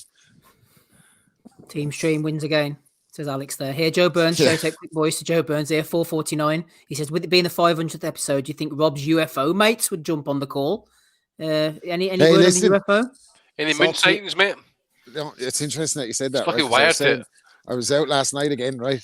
And I was going through there's a new estate down the back of me that leads on to this one. So I was going and I saw like a shooting star, right? And then I came back 20 minutes later and I saw a shooting star in the exact same position, and that was in the same place where the fucking funky shit was happening. So there's obviously a portal or the upside down or something is in Wexford. I don't know. Anthony Carlo's going to fall on your head one of these nights. Well, I'm hoping to see him show up here any day if he doesn't get cancelled. Hey, Herman's a hell of a drug, mate. Fuck me. Listen, I'm just reporting it. Like, if anything happens to me, you know that they came for me, right? It's like Bill Cooper all over again. If they couldn't come and get me, you know who got me. Yeah. I've got a number, mate. I'll track it. Don't worry. I'll track it. Oh, dear. Right. Probably find you bought my Irish sheep, a block of fucking cement room at your ankles. There's a few that have pictured that over the years, but I'm still standing, baby. Right, Matty, anything else before we go on to Belly of the Week, please? No, we're cool. We're cool. No more so than me missus, I'd say. Fucking visualising that every time I'm on a podcast. I'm sensing a fucking complete body in here, so I'm just psyching myself up, Steve Wellington. So let's just fucking present it. Can I just say, by the way, before Belly of the Week, you know, me poor dad has dementia now, like, and he's in a home and that, like, so we're visiting him, and anything can kind of happen in the conversations. Like, he's convinced at the moment that there's a fella in the room with him that's in the IRA and he's plotting something. So just telling me to keep my eyes open, right? It's like full blown delusion. But remember when I became like a panel member in the podcast, like, and he was asking me Michael what I was Collins up to. back in the room with me. Yeah. And I said, he goes to me, what are you doing? The box of podcast. What podcast? What's that? I said, like, well, give your opinion and all that. Like, you give your honest opinion on the fights. Oh yeah, I think you'd be good at that. Like, I said, yeah. I said, Bell, we have this thing, Bellew of the week. He's like, makes this face when I said Bellew, like, because he was like, he always thought Bellew was shit. Like, so he made this face. Like, so I played him Bellew's response. You know, your podcast is not worth the carrot and all that. Like, and he's listened to it. And at the end of it, he just goes, "Fuck him."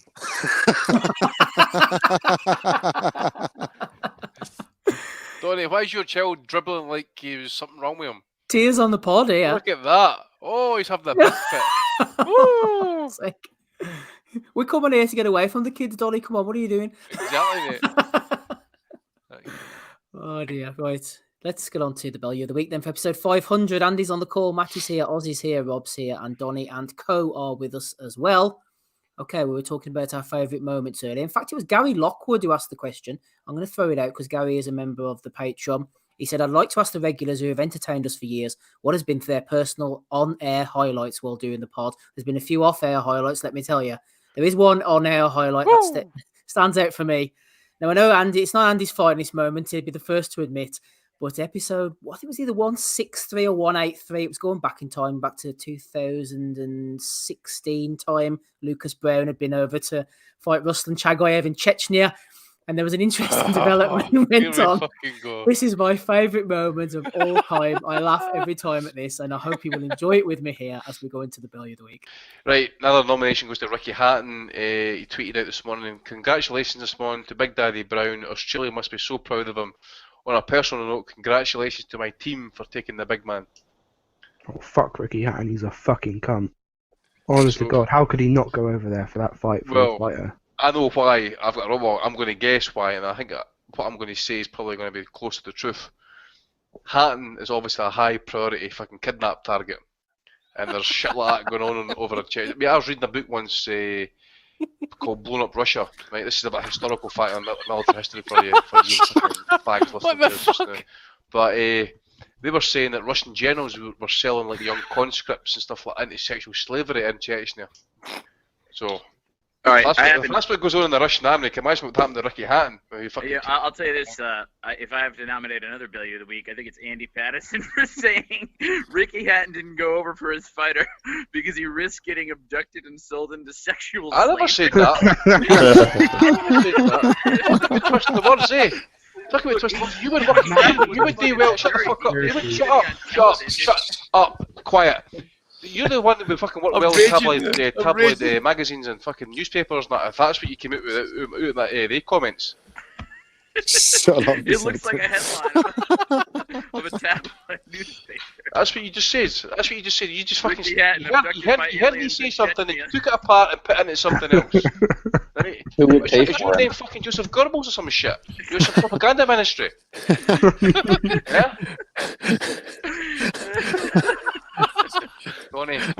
Andy's I'm going for Andy Patterson for saying that Ricky Hatton didn't go to Chechnya for fear of getting kidnapped and raped. Andy was. You might have gotten it up the butt. I don't know. He couldn't risk going to Chechnya. I vote Andy Patterson. Okay. Oh, Alex. Oh, brilliant. Oh, fuck me. And he was chastising him like Alex Ferguson when he let the press back in that time, wasn't he? He fucking report the truth. Who sacked him? We'll ban him for the next meeting, the next press conference. Oh mate, I could tell you right now, I was raging by the end of that, right? Because Steve, you know, it's hard as fuck to fucking host a podcast, but when you got all that shit going on in the background, I was like, fucking man. And I was being serious today. I was actually a serious point because it's fucking true. It's like Robin and Landon. Fucking that's what the Russian generals fucking do. Here's the thing, though, Andy. Andy is Ricky Hatton's one of those people that only gets laid because he has money. When you take the money away, no one's gonna fuck him. So your theory goes away. Possibly. Oh man, he's from Manchester. I don't know. That's my all-time favourite moment, Andy. Sorry, man, but I just have to It's fine, mate. It's fine, mate. Look at the dollar for Ricken in the night, mate. I'm fucking all good. Is that what we're doing? Our all-time favourite moment? Well, that's mine. I don't know what you lot are doing. I'm going to eat top 3 at least, mate. We're raking in more money than OTG style. We're raking in more money than Mine is and human trafficker. I think mine is episode. I think it's episode 298, and it's the review of Bellew versus Usyk, and it's the night that we'll never forget. And Ozzy goes on the pause. Who the fuck's sitting at home thinking that bastard Tony Bellew's in ISIS?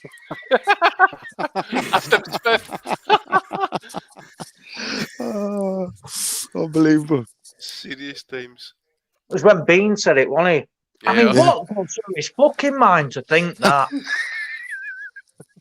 That's what he sounded like as well. He's got bomber tattooed on his back, and it's nothing to do with the incident that happened at the arena. Thinking, no one sat there thinking. It didn't happen, according to Anthony Crawler. Yeah. It's just fucking hell. I mean. Oh, fuck, I'm still laughing at these comments on YouTube. The guy's missing it in capital letters. High priority target. Ricky Hatton stuff. It just. Oh, that's years ago, mate. I'm fucking laughing at it. You can laugh now, like. I wasn't laughing at the time. I was being serious, but I can laugh at this. Complete fuck man.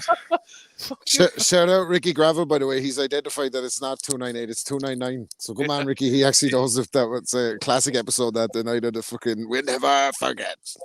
Sexual slavery. Fucking brilliant. Oh dear. Yeah, on to the Bellew of the week. Talking of Bean, actually, let me see through my videos. I think I might have a little Bean moment here saved. Yeah, this is one I did a while ago, but it's worth Woo! That was a little after a school shoot in America too as well. Yeah. Yeah. Word. There you go. Yeah. Never forget. We'll never forget some final moments. Right, let's move on to the Bellew of the weeks. Let's see what we've got floating about here. A Halloween party sent my youngsters Andy Ruiz. I don't know where this one came from, but I thought it was quite a good effort. What a mess. Young fella's looking well there, Andy. Don't let Ozzy see that fella, will you? Oh my God. Oh, here we go. Cigar out there. Has he given himself a black eye as like a bit of a thingy or something like that? Yeah.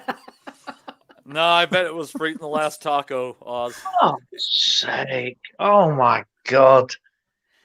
I mean, fair fucks, really. I mean, you've got it waking up in the morning and think, right, I have thought of my costume or whatever. I'm going to go dressed as, well, clearly not dressed, but I'm going to mimic Andy Ruiz. Fucking hell. Look at him. Mad. Fucking mad. Here, you can't make it up. It's the sport that keeps on giving, isn't it? We've gone from 1 Donnie to 2 to 3. What the fuck is going on here? I think he's got Pierce on the fucking call, I think. Oh, yeah.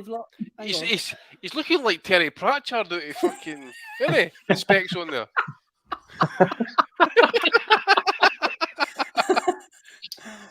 Oh, poor Donnie. Come on, boys. Let's be fair. Anthony Taylor.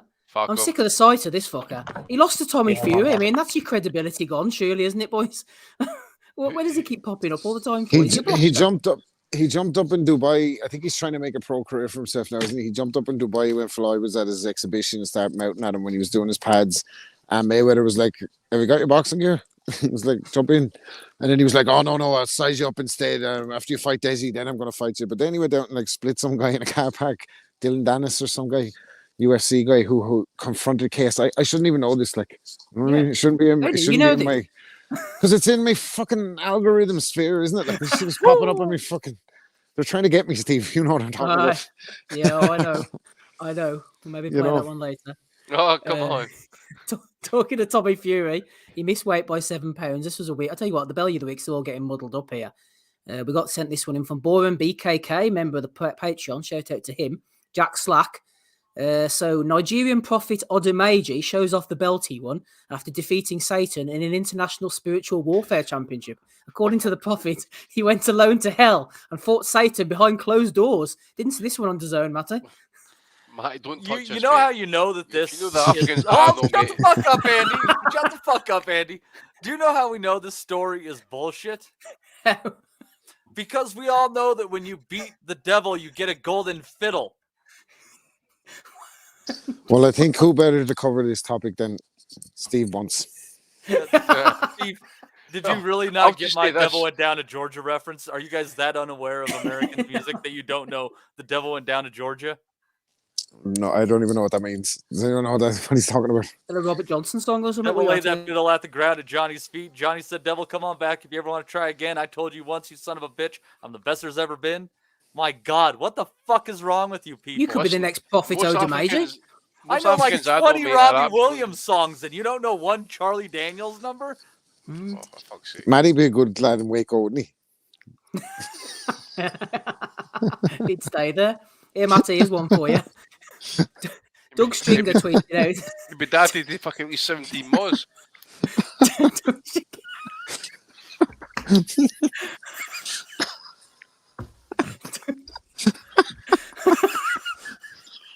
Oh my God.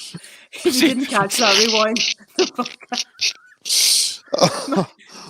Doug Stringer tweeted out yesterday in response to a call out to what colour she should wear for her next fight. Mate, will you wear green for me? As it's the colour for mental health. As I'm going through a hell of a time with a gambling addict issues, it would be a cool way to support me without doing anything. And Blonde Bomber says, Doug, I'm so sorry you're struggling with addiction, but admitting you have a problem is such a big step. I send you all the strength for your recovery. I wore green last time, though. Sorry. Doesn't green for a gambling addiction seem ironic? Well, yeah. Like losing your green and talking of gambling addictions, Matty, Ryan Deal, a friend of the pod, was on this one. And he recasted as you. Mate, will you wear green for me? Is this the colour for mental health? And then Fran John Cruz DAZN says, Matty, I'm so sorry.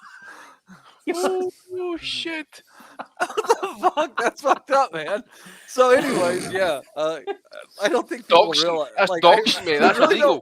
I'd be getting a complaint in it. I'd be getting a lawyer. Donnie, get involved, mate. Come on. I don't like lose much money, and I don't make much money. I just kind of sit where I am, which I don't think makes it an addiction. It makes They it all a say that, don't hobby. they? That is unrivaled niche work there, Matty, isn't it, from Brian, man? You got to That's admit. great work, but I don't know if I'm not really like losing money. How is it a problem?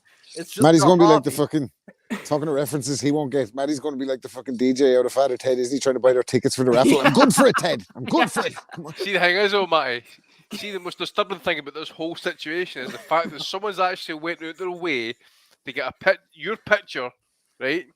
And even listen to this podcast to make up the act of my way or the parlay. Right?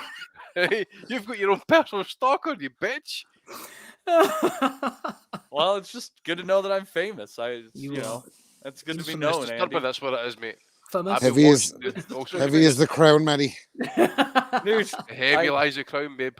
I impacted a congressional race in my state. I do a lot of weird shit, Andy. You did what? We'll talk after. All right, okay. Hi, boys. Tim Boxeo. This is a week in the world of Tim Boxeo boxing.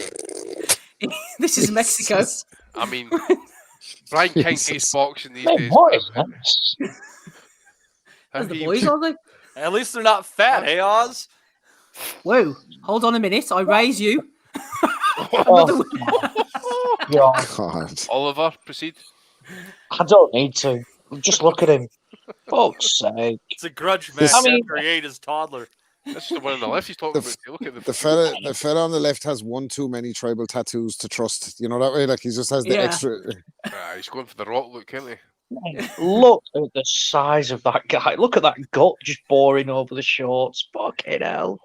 He must be like 350-ish, him, something like that. Not a fuck given. He's even got the bingo wings. You see the bingo wings?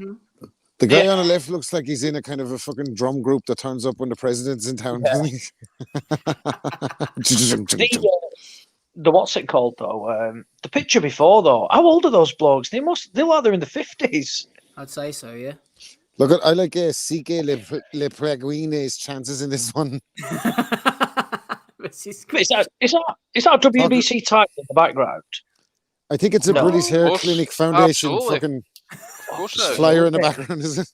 Well, here, boys. WBC. Hold on. We've got that, the heavyweights. And then we go over to Thailand for titles. There's a lot going on in this photo. Nice. There's a lot going on in this photo. So we've got the fellow on the left-hand side who looks like he's been plucked from somewhere. He doesn't really know where he's meant to be there. Look at the title. Look at That's the guy on Donnie. the right. Looks semi-credible. Look at the That's- girl in the background and a kid playing with toy trucks. No, here, hold on. Somebody's on a Donnie's wind up. age, wasn't there? Yeah, that's fucking wind up. That's the wind up. Do you know they've let a certain type of young lad come in there and take a picture in his gear and hold a belt, like, you know, that way, and someone's trying to pitch it as a fight poster. You know what I mean? Somebody looks like they've won a trip to be there, and the other fella looks like a fighter. You know that way? Sliders as well. Look at the sliders, man. You sure this is just not a weird ceremony and they're a gay couple that adopted a kid? Look, I just get tagged in on these, Matty. What's I the haven't got- APBF title, Steve? Is it the Asian Boxing Federation or something like that? What did they Asian do, Punk Bitch Maddie? Federation. What did they do for the afters? Rocky, the Thailand musical? Here we are. So the ABF is Asian Boxing Federation. Yeah. Yep, there we go. Let's move on from that one, shall we? Rob Tebbert, Mauricio Suleiman announces that the WBC will vote to make it mandatory to have a woman's fight on every card where a WBC championship bout takes place. There you are, Joe Burns, Matty. Says Chicks with Dig will become a weekly thing. I'm just waiting for that moment to occur. I'm just at the ground floor of a growing sport, Steve. There we go. Now, here we go with the Yeah. calls for them to get paid the same as the men and all. We get paid this. We want to get paid the same as Your Floyd 10 Mayweather. views is testament to that, mate. Oh, Andy. I get more than 10 views. What the fuck are you talking about? There's hundreds. Oh, he's raging. He's Hundreds. raging. Ignore the haters, Matty. Ignore the haters. It's not what it is. Not Boxing waffle. Does this look like the face of an angry man? You got to remove that. Can't You'll see, know. mate. Oh, Yeah. Does this look like the face of an angry man? What the fuck are you It looks wearing, like the man? face of something, Elvis I gotta tell you, Presley Adam. looks fucking the way you're wearing it, you prick. Oh, hang on. Looks, Sorry, I'm trying to looks get like you the there, face of a future Netflix documentary. Get that bong out. Don't fuck with cats, Yeah. too. You fuck with cats. Oh, it's Under Armour. It's AG territories in here. I always got style, baby. Always got style. I can't put the bloody proper one on. Oh, there we are. Right, yes. So, Boxing Waffle says Gervonta Davis versus Campbell Hatton, 2023. Who wins and how? Could Campbell Hatton avenge his father's loss to Floyd Mayweather against Floyd's son? Gervonta says he'll be at dinner with his pops the next night, eating his food through a straw. I think the only thing sicker than boxing waffle is blue waffle.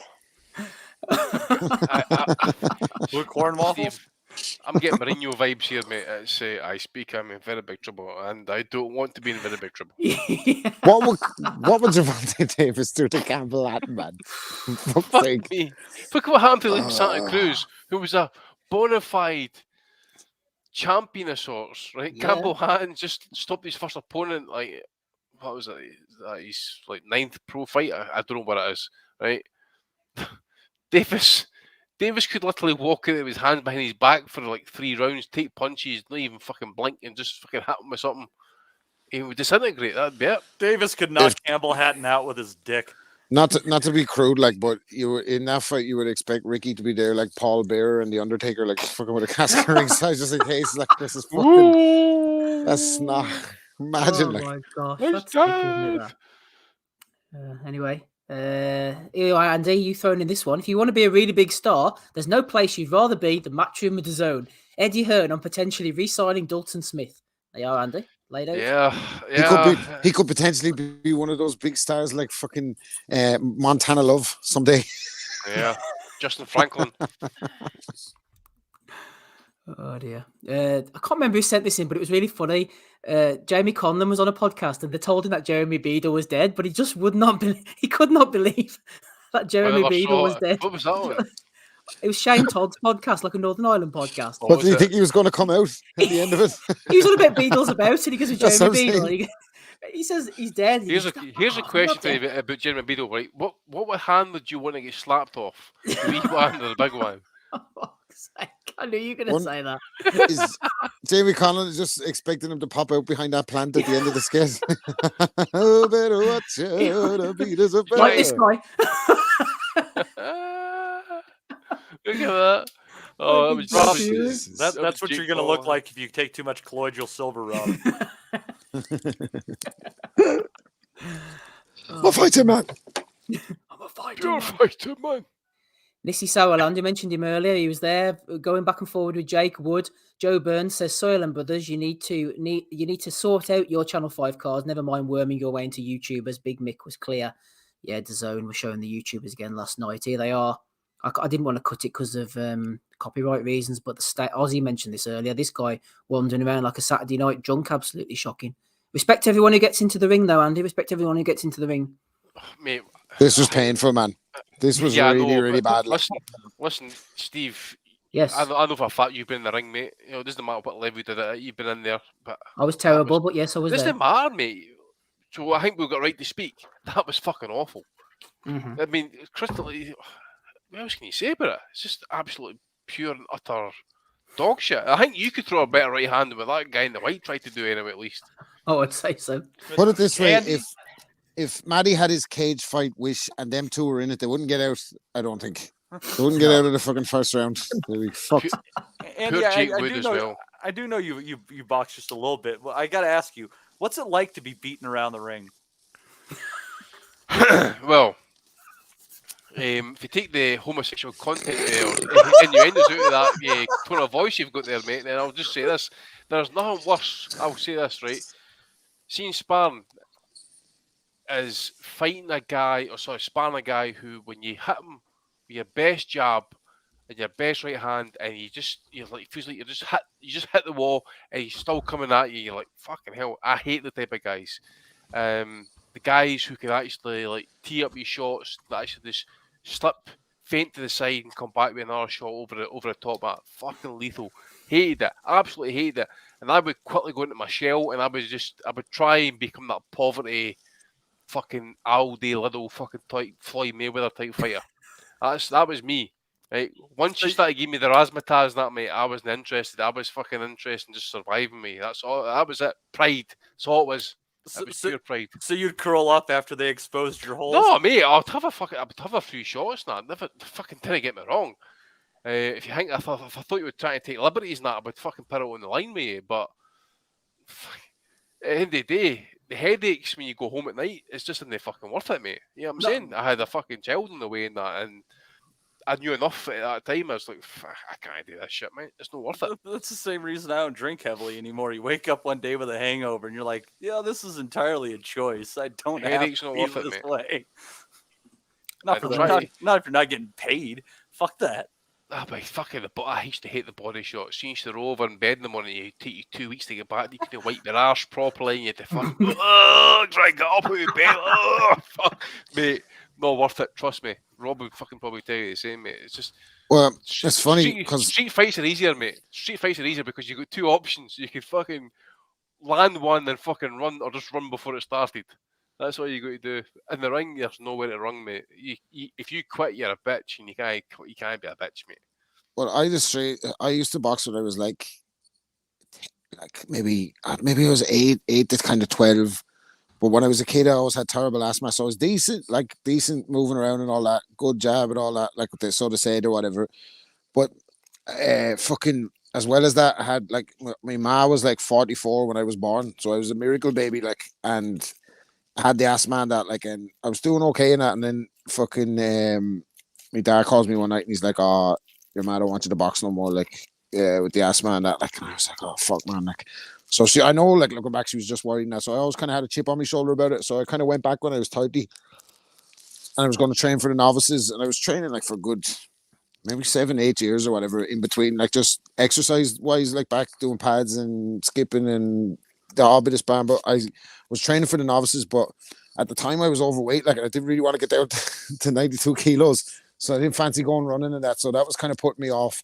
So when I started sparring, I just went up one night and I was like, don't toot me on horn or whatever, but I tanked a few guys up, like, and that was enough for me. Then I had got the fucking monkey off my back, like, you know, that way. So I didn't fancy going through with the whole fucking training for the novices and dropping weight and all that. But I was happy that I could fucking do what I thought I could do when I was younger, you know, that way. Anyway, Yeah, on the ropes here, Rob. What about this? Free hair transplant. what are you fucking saying that to me for? I have hair. Patterson's had that for years. Conspiracy. Him and fucking Anthony Crowley trying to make out I don't have hair. Still hope for you, Rob. Fucking Andy's hope is gone for decades. I still have hair, but the wing backs are pushing on. You know that way we're playing fucking attacking football. You've got the Bobby Charlton going on, Rob. No, Not quite yet. Close. Rob's hairline goes far back as a fucking slave trade, man. I'm fucking telling you.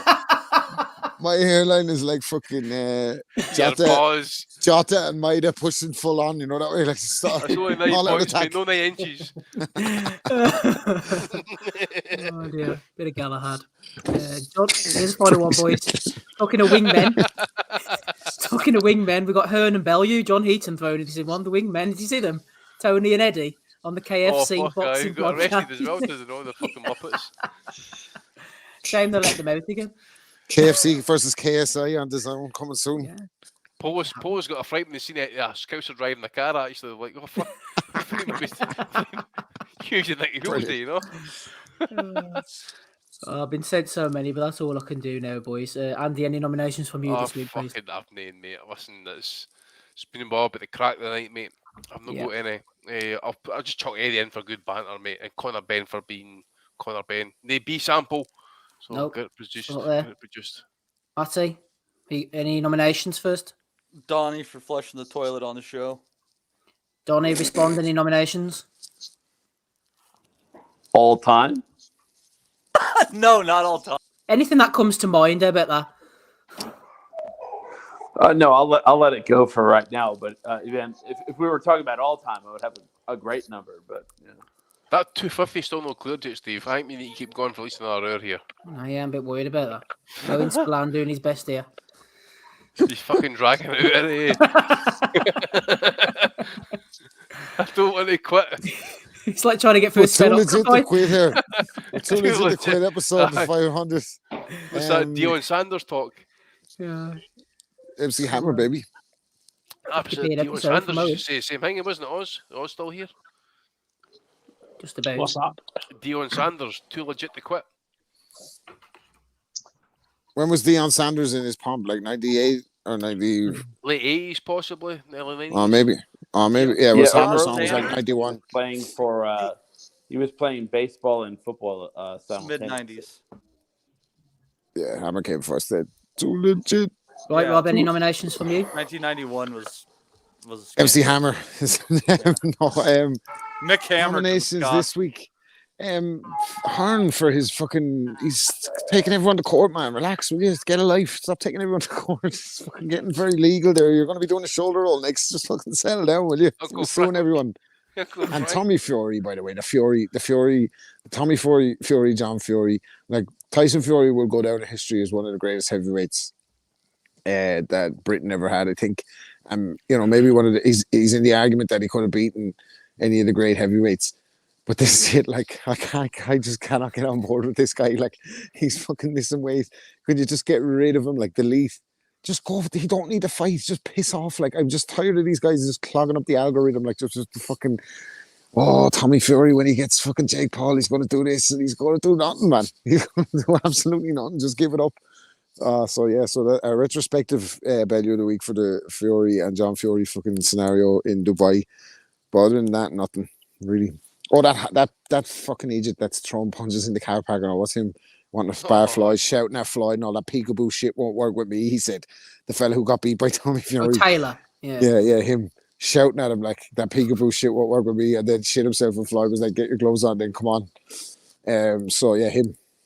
Yeah, I know he definitely deserves one. Actually, Ozzy, before I bring you in, I forgot to play this video from Ben Davidson. This was from a couple of weeks ago. Even though Deontay Wilder knocked out Robert Helenius in one round, Unrivaled Analysis wasn't actually convinced. Deontay Wilder boxed against Helenius. I'll be honest, I thought he looked not, he just didn't look right, to be honest. And he was there for like 2 minutes. But this is what I mean. A lot of people, exactly, and that's what most people say. I done him in 2 minutes, but in that 2 minute period, I thought he looked extremely uncomfortable. Maybe that's exactly what he needed, an early knockout to gain some confidence. But he just looked uneasy. You know, a lot of people. They are unrivaled work looking for shit that's not there. By the way, I bet you see actually, just before you come in there, mate. He's been fucking kind of quiet as a trainer in the last few number of months. What's happening here? I have a feeling he's going to turn up with Desmond Bungus on fucking BLK promotion somewhere along the line. Absolutely. But no, I mean, look, what is he on about? He's somehow trying to find a negative. It's not as if Wilder had been dropped 3 times and then banged Hellenius out all in this a matter of 2 minutes. Fuck me. He wonders why people think he's a complete wanker. You just watch that. He's stood there smug, thinks he's good. You know what? Shut up. And if you listen to unrivaled work, as he says, if you listen to any of the fucking content afterwards, Malik Scott is talking about setting up Wilder, and he's showing notes afterwards to say that they set up Wilder to extend his hand out and then turn his hand upwards to make his man move his head to the side so he could fucking punch when he moves his head to the side. And he said, like, your life is in danger when you put your head there. Like, so he's fucking set up the shot, and this fucking moron is talking about he looks uneasy doing it, like when he blasts a fella and leaves him with his eyes open, fucking staged out on the canvas in 1 round. Like, I thought it was a nervous performance there from Deontay Wilder. What a fucking cretin. Honest to God. He's just a clown. Just a clown. That's worth it for me, actually. That's fucking worth it for me. Definitely. You going for Ben Davison, Rob? So, yeah. Rob, is that who you're going for? Oh, he's gone. Yeah, we'll put him down for Ben Davison. Ozzy, who are you going for then, episode 500? I've just got one nomination for Edward John Hearn. Yes. Eduardo, who stated to Anthony Yard that he needs to accept the Joshua Buatsi fight because he will not get a world title shot. Nothing is guaranteed. And that the winner of Artur Beterbiev against Joe Smith Jr. will not want to fight Anthony Yard, and they will look for a unification. I saw that. Anyway, what was announced earlier this week? Well, sorry, not earlier this week. Last night, in January, at the OVO Arena in London, Russian Artur Beterbiev will fight Anthony Yard. So well done, Edward. Everyone should listen to you because yet again, you are wrong. You know, like the 3 Wilder fights, they would never happen with Tyson Fury. Beterbiev against Yard, that will never happen. And we should all look at the way you've managed Joshua Buatsi's career, who, despite coming off a fantastic Olympic gold medal, is yet to fight for any real meaningful title. And Anthony Yard, who is completely limited, will be boxing for his 2nd world title. And guess what? Even when he gets chinned, that Buatsi fight will still be there. So yeah, good old Edward. He's had a bad year, bad year. Things just going from bad to worse week in, week out. Steve, I've got a late entry as well, mate. Yes. I know I said that I had nothing. Sadly, during the course of the weekend, Team VPN, Team Stream, as you know, I'm a full played-up member of that shit. In Austria last night, there was the vacant Austrian welterweight title was on the line against Deli Vranucci from Kosovo and a Mr. Miroslav Serban from Czech Republic. Ended in a 10-round draw, so Matty missed out on that fucking chance to make some money there. But the bastards. We're all looking forward to the rematch for that one. Exactly, mate. I'll be doing the fucking pan with that. But it's just interesting. The vacant Austrian title against a guy from the Czech Republic and from Kosovo ended up draw. So I'll just throw that one there as well. Sounds like the Reich is trying to sneakily expand to me. Sounds like a cover for selling fellas into sexual slavery for me. Unrivaled Reich. Right. Unrivaled Reich. Just caught that one, Matty. It's not looking good, bruv. It's not looking good, bruv. Who are you going for, Matty? I think I got to go for the douchebag that wants to feed Campbell Hatton to the tank. Steve, I've got one for you right now. If I can just get that in the StreamYard link there, if you can maybe just if you How can. much time Freaking- do we have here, motherfucker? Shut As you. much time as fellas have super chats, that's how much time we have. Exactly. I think I should be able to cut it. I'm not sure if I can cut the video, but let me see. Right, who are you going for, Andy, while I try and get the photo in at least, if nothing else? Eddie, easy target, mate. Bullseye. Oh, really? Straight between the eyes and the bollocks. Right, so what's going on here, Andy? Sorry. So basically, is our lady in the right with the razzmatazz hairstyle. Yeah. Yeah. So basically, she leans into the kind of, the male looking at the two, and gives her a kiss, bang on Tell the you lips. what, Andy, give us the one with politically hat- correct version. And the one with the hat, the hat just slaps her, and a couple of slaps, and the promoter gets in between them. But I'm really looking at the outfit here, man. That's just. Yeah. I'm It's saying, definitely fucking. That's that reminds me, Maddie. That's fucking. Who were you talking about last week? Not Francine. Who's the other one you were talking about? Cruz Desern. Do it in red. No, though, not mate. Cruz Desern. Not Cruz Desern. It was the other one. Who's the other girl you were talking about? Sanisa Estrada. Yeah. Oh, yeah, she looked well. Yeah. Didn't she? In your chicks with dig time, please, Rob. Yeah, sorry, man. Me and that girl from me woman's work that listen to Chicks with Dig. Us two.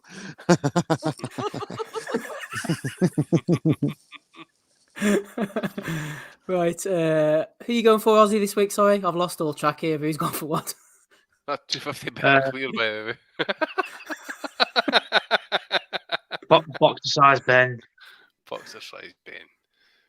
What was he on about, man? A rocky road to Unrivalled, victory there for Deontay Wilder. I just thought he looked, he looked uncomfortable for those 2 minutes that he was pacing and not getting hits before he staged the fella unconscious. He was very ropey for him. Fucking Aegis. Unrivalled work. I'm going to go for the Photoshop of you, Matty, asking Franchon to wear green. I thought that was a good one. My way on the parlay, baby. Oh, he's raging. He's raging. So is this a 5-way tie? Yeah, congratulations to whoever won Bellew of the Week. I literally don't give a fuck at this point who won.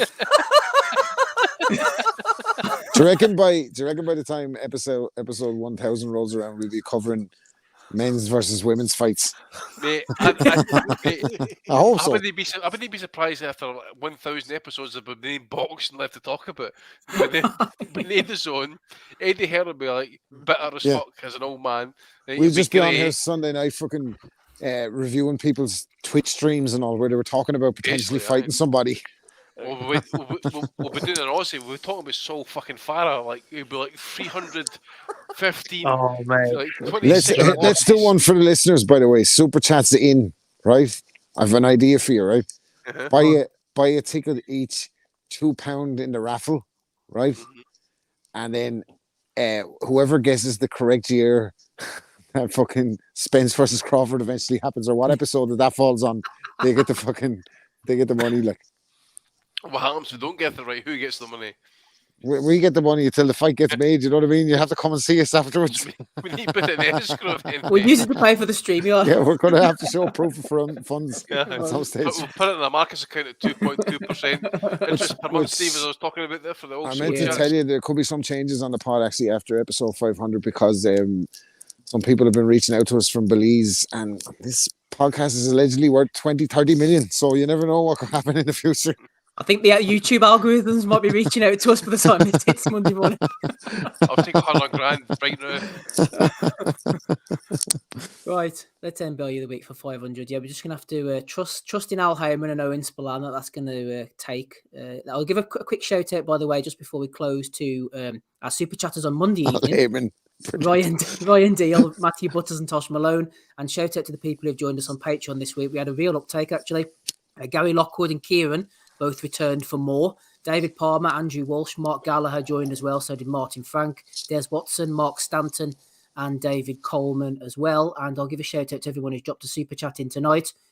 Starting off with Paul Griffiths, kicked things off at the beginning of the show. Then we had Ricky Graville, Kaiser Koba, Des Watson, Jason Cheel, Magic Mike, Ian Cleater, Ryan Ormerod, Michael Thompson. We had Ray getting stuck in there on the action as well, alongside Alex Smith, Yimi Yappi, Matthew Butters, Brutus the Great. We had Harvey RS750, Avoiding the Brown. You want to make sure you do that. Patrick Sweeney as well threw in a few quid for us. So did the Dr. FMG. Slappy Gilmore threw in 20. Owen Spillane threw in just the 250 from Owen. Des with 25 notes as well. Danny Young, who came on the pod earlier, forgot all about Danny and Joe. Seems like about 3 hours ago there. 30 Australian dollars from William McAllister. Dan Desmond. We had MM. We had Steve Anderson. We had Marco Barrera. We had Gary Kavanagh with 50. Thank you very much to you, Gary. Gareth Llewellyn. We had Ryan Deal. We had Take Ames. We had Joe Burns. That's the 32 altogether. Thank you to everybody who's been on tonight. We've had Rafi Rob Kelly. Fantastic, absolutely fantastic. Aussie as well. Matty, Andy. Donnie Baseball, Alex Morris, Brian King, Danny Young, Joe Kennedy. We had, who else did we have? Chuckwe was trying to get on. We had Paul Webb in the chat as well. We've had a great time. Stephen, where can people find your interview with Father Dave? Yes, you're quite right. My interview with Father Dave is cut into a little promo video. It is on the Boxing Asylum podcast YouTube channel. If you go onto there, you'll see it there in all its glory on the homepage. So that's where you'll be able to find it. I am going to hopefully put the interview out in audio form as well in its entirety. But at the moment, it's the promo video. Matty, it lasts for about 12 minutes. It's up on the YouTube channel, so you can go and find it there. So thank you very much to everybody. Thanks especially to all the super chatters, but none more so than Owen Spillane. And to all the other super chatters, all that shit's cool. But that's the level you got to get to. You know what I mean? Imagine how good this podcast could be if everyone was like Owen Spillane. He should be your inspiration. Fuck Andrew Tate and these guys. Look up to Owen Spillane. Yeah. He's the fucking benchmark. Just think to yourself, Rob, what would Owen do? What would Owen do in this situation? He dropped 250 bills on the fucking Boxing Asylum podcast, wouldn't he? What's the matter with you? And then spend the next 3 years trying to stretch out the podcast so that money would fucking clear. Facts are facts. Let's not shoot down the investors so early. We're going places now. We're starting to move. Episode 500. Now we're fucking overdrive. Why are you going to overtime now for an extra half hour to get that money clear, Steve? Oh, it's a move onto a different platform. We're until there's a fucking text that says "Wrap it up, boys." Right? This is it. Yeah, exactly, Rob. If Mrs. Wellington knew the money that was coming in here, she'd say, "No, motherfucker, keep your ass in that seat." Yeah, keep going. She's texted me, "You must stay down there." All right. Yeah. Mrs. Wellington get lubed up this new man. She said, 250 quid. Stay down there, stud. She said. Dance, monkey. Dance. We'll close on Ross Dalziel's comment there. Not bad for lads for a podcast that ain't worth a carrot. Absolutely, Bob. 100%. Thank you, everybody. I've been Steve Wellings. We'll catch you all again. Matty will be in the hot seat for 5:01. We love you all. Don't forget to like and subscribe if you haven't already. We'll catch you again next week. Same time, same place. We hope. Bye.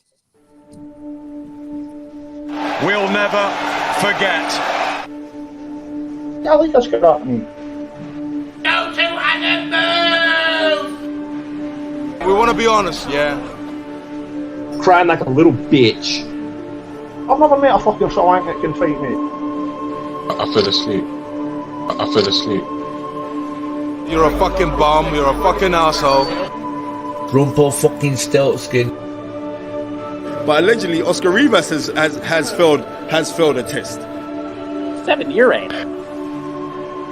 7-year ain't. I will fucking smash fucking you. I hope you fucking die.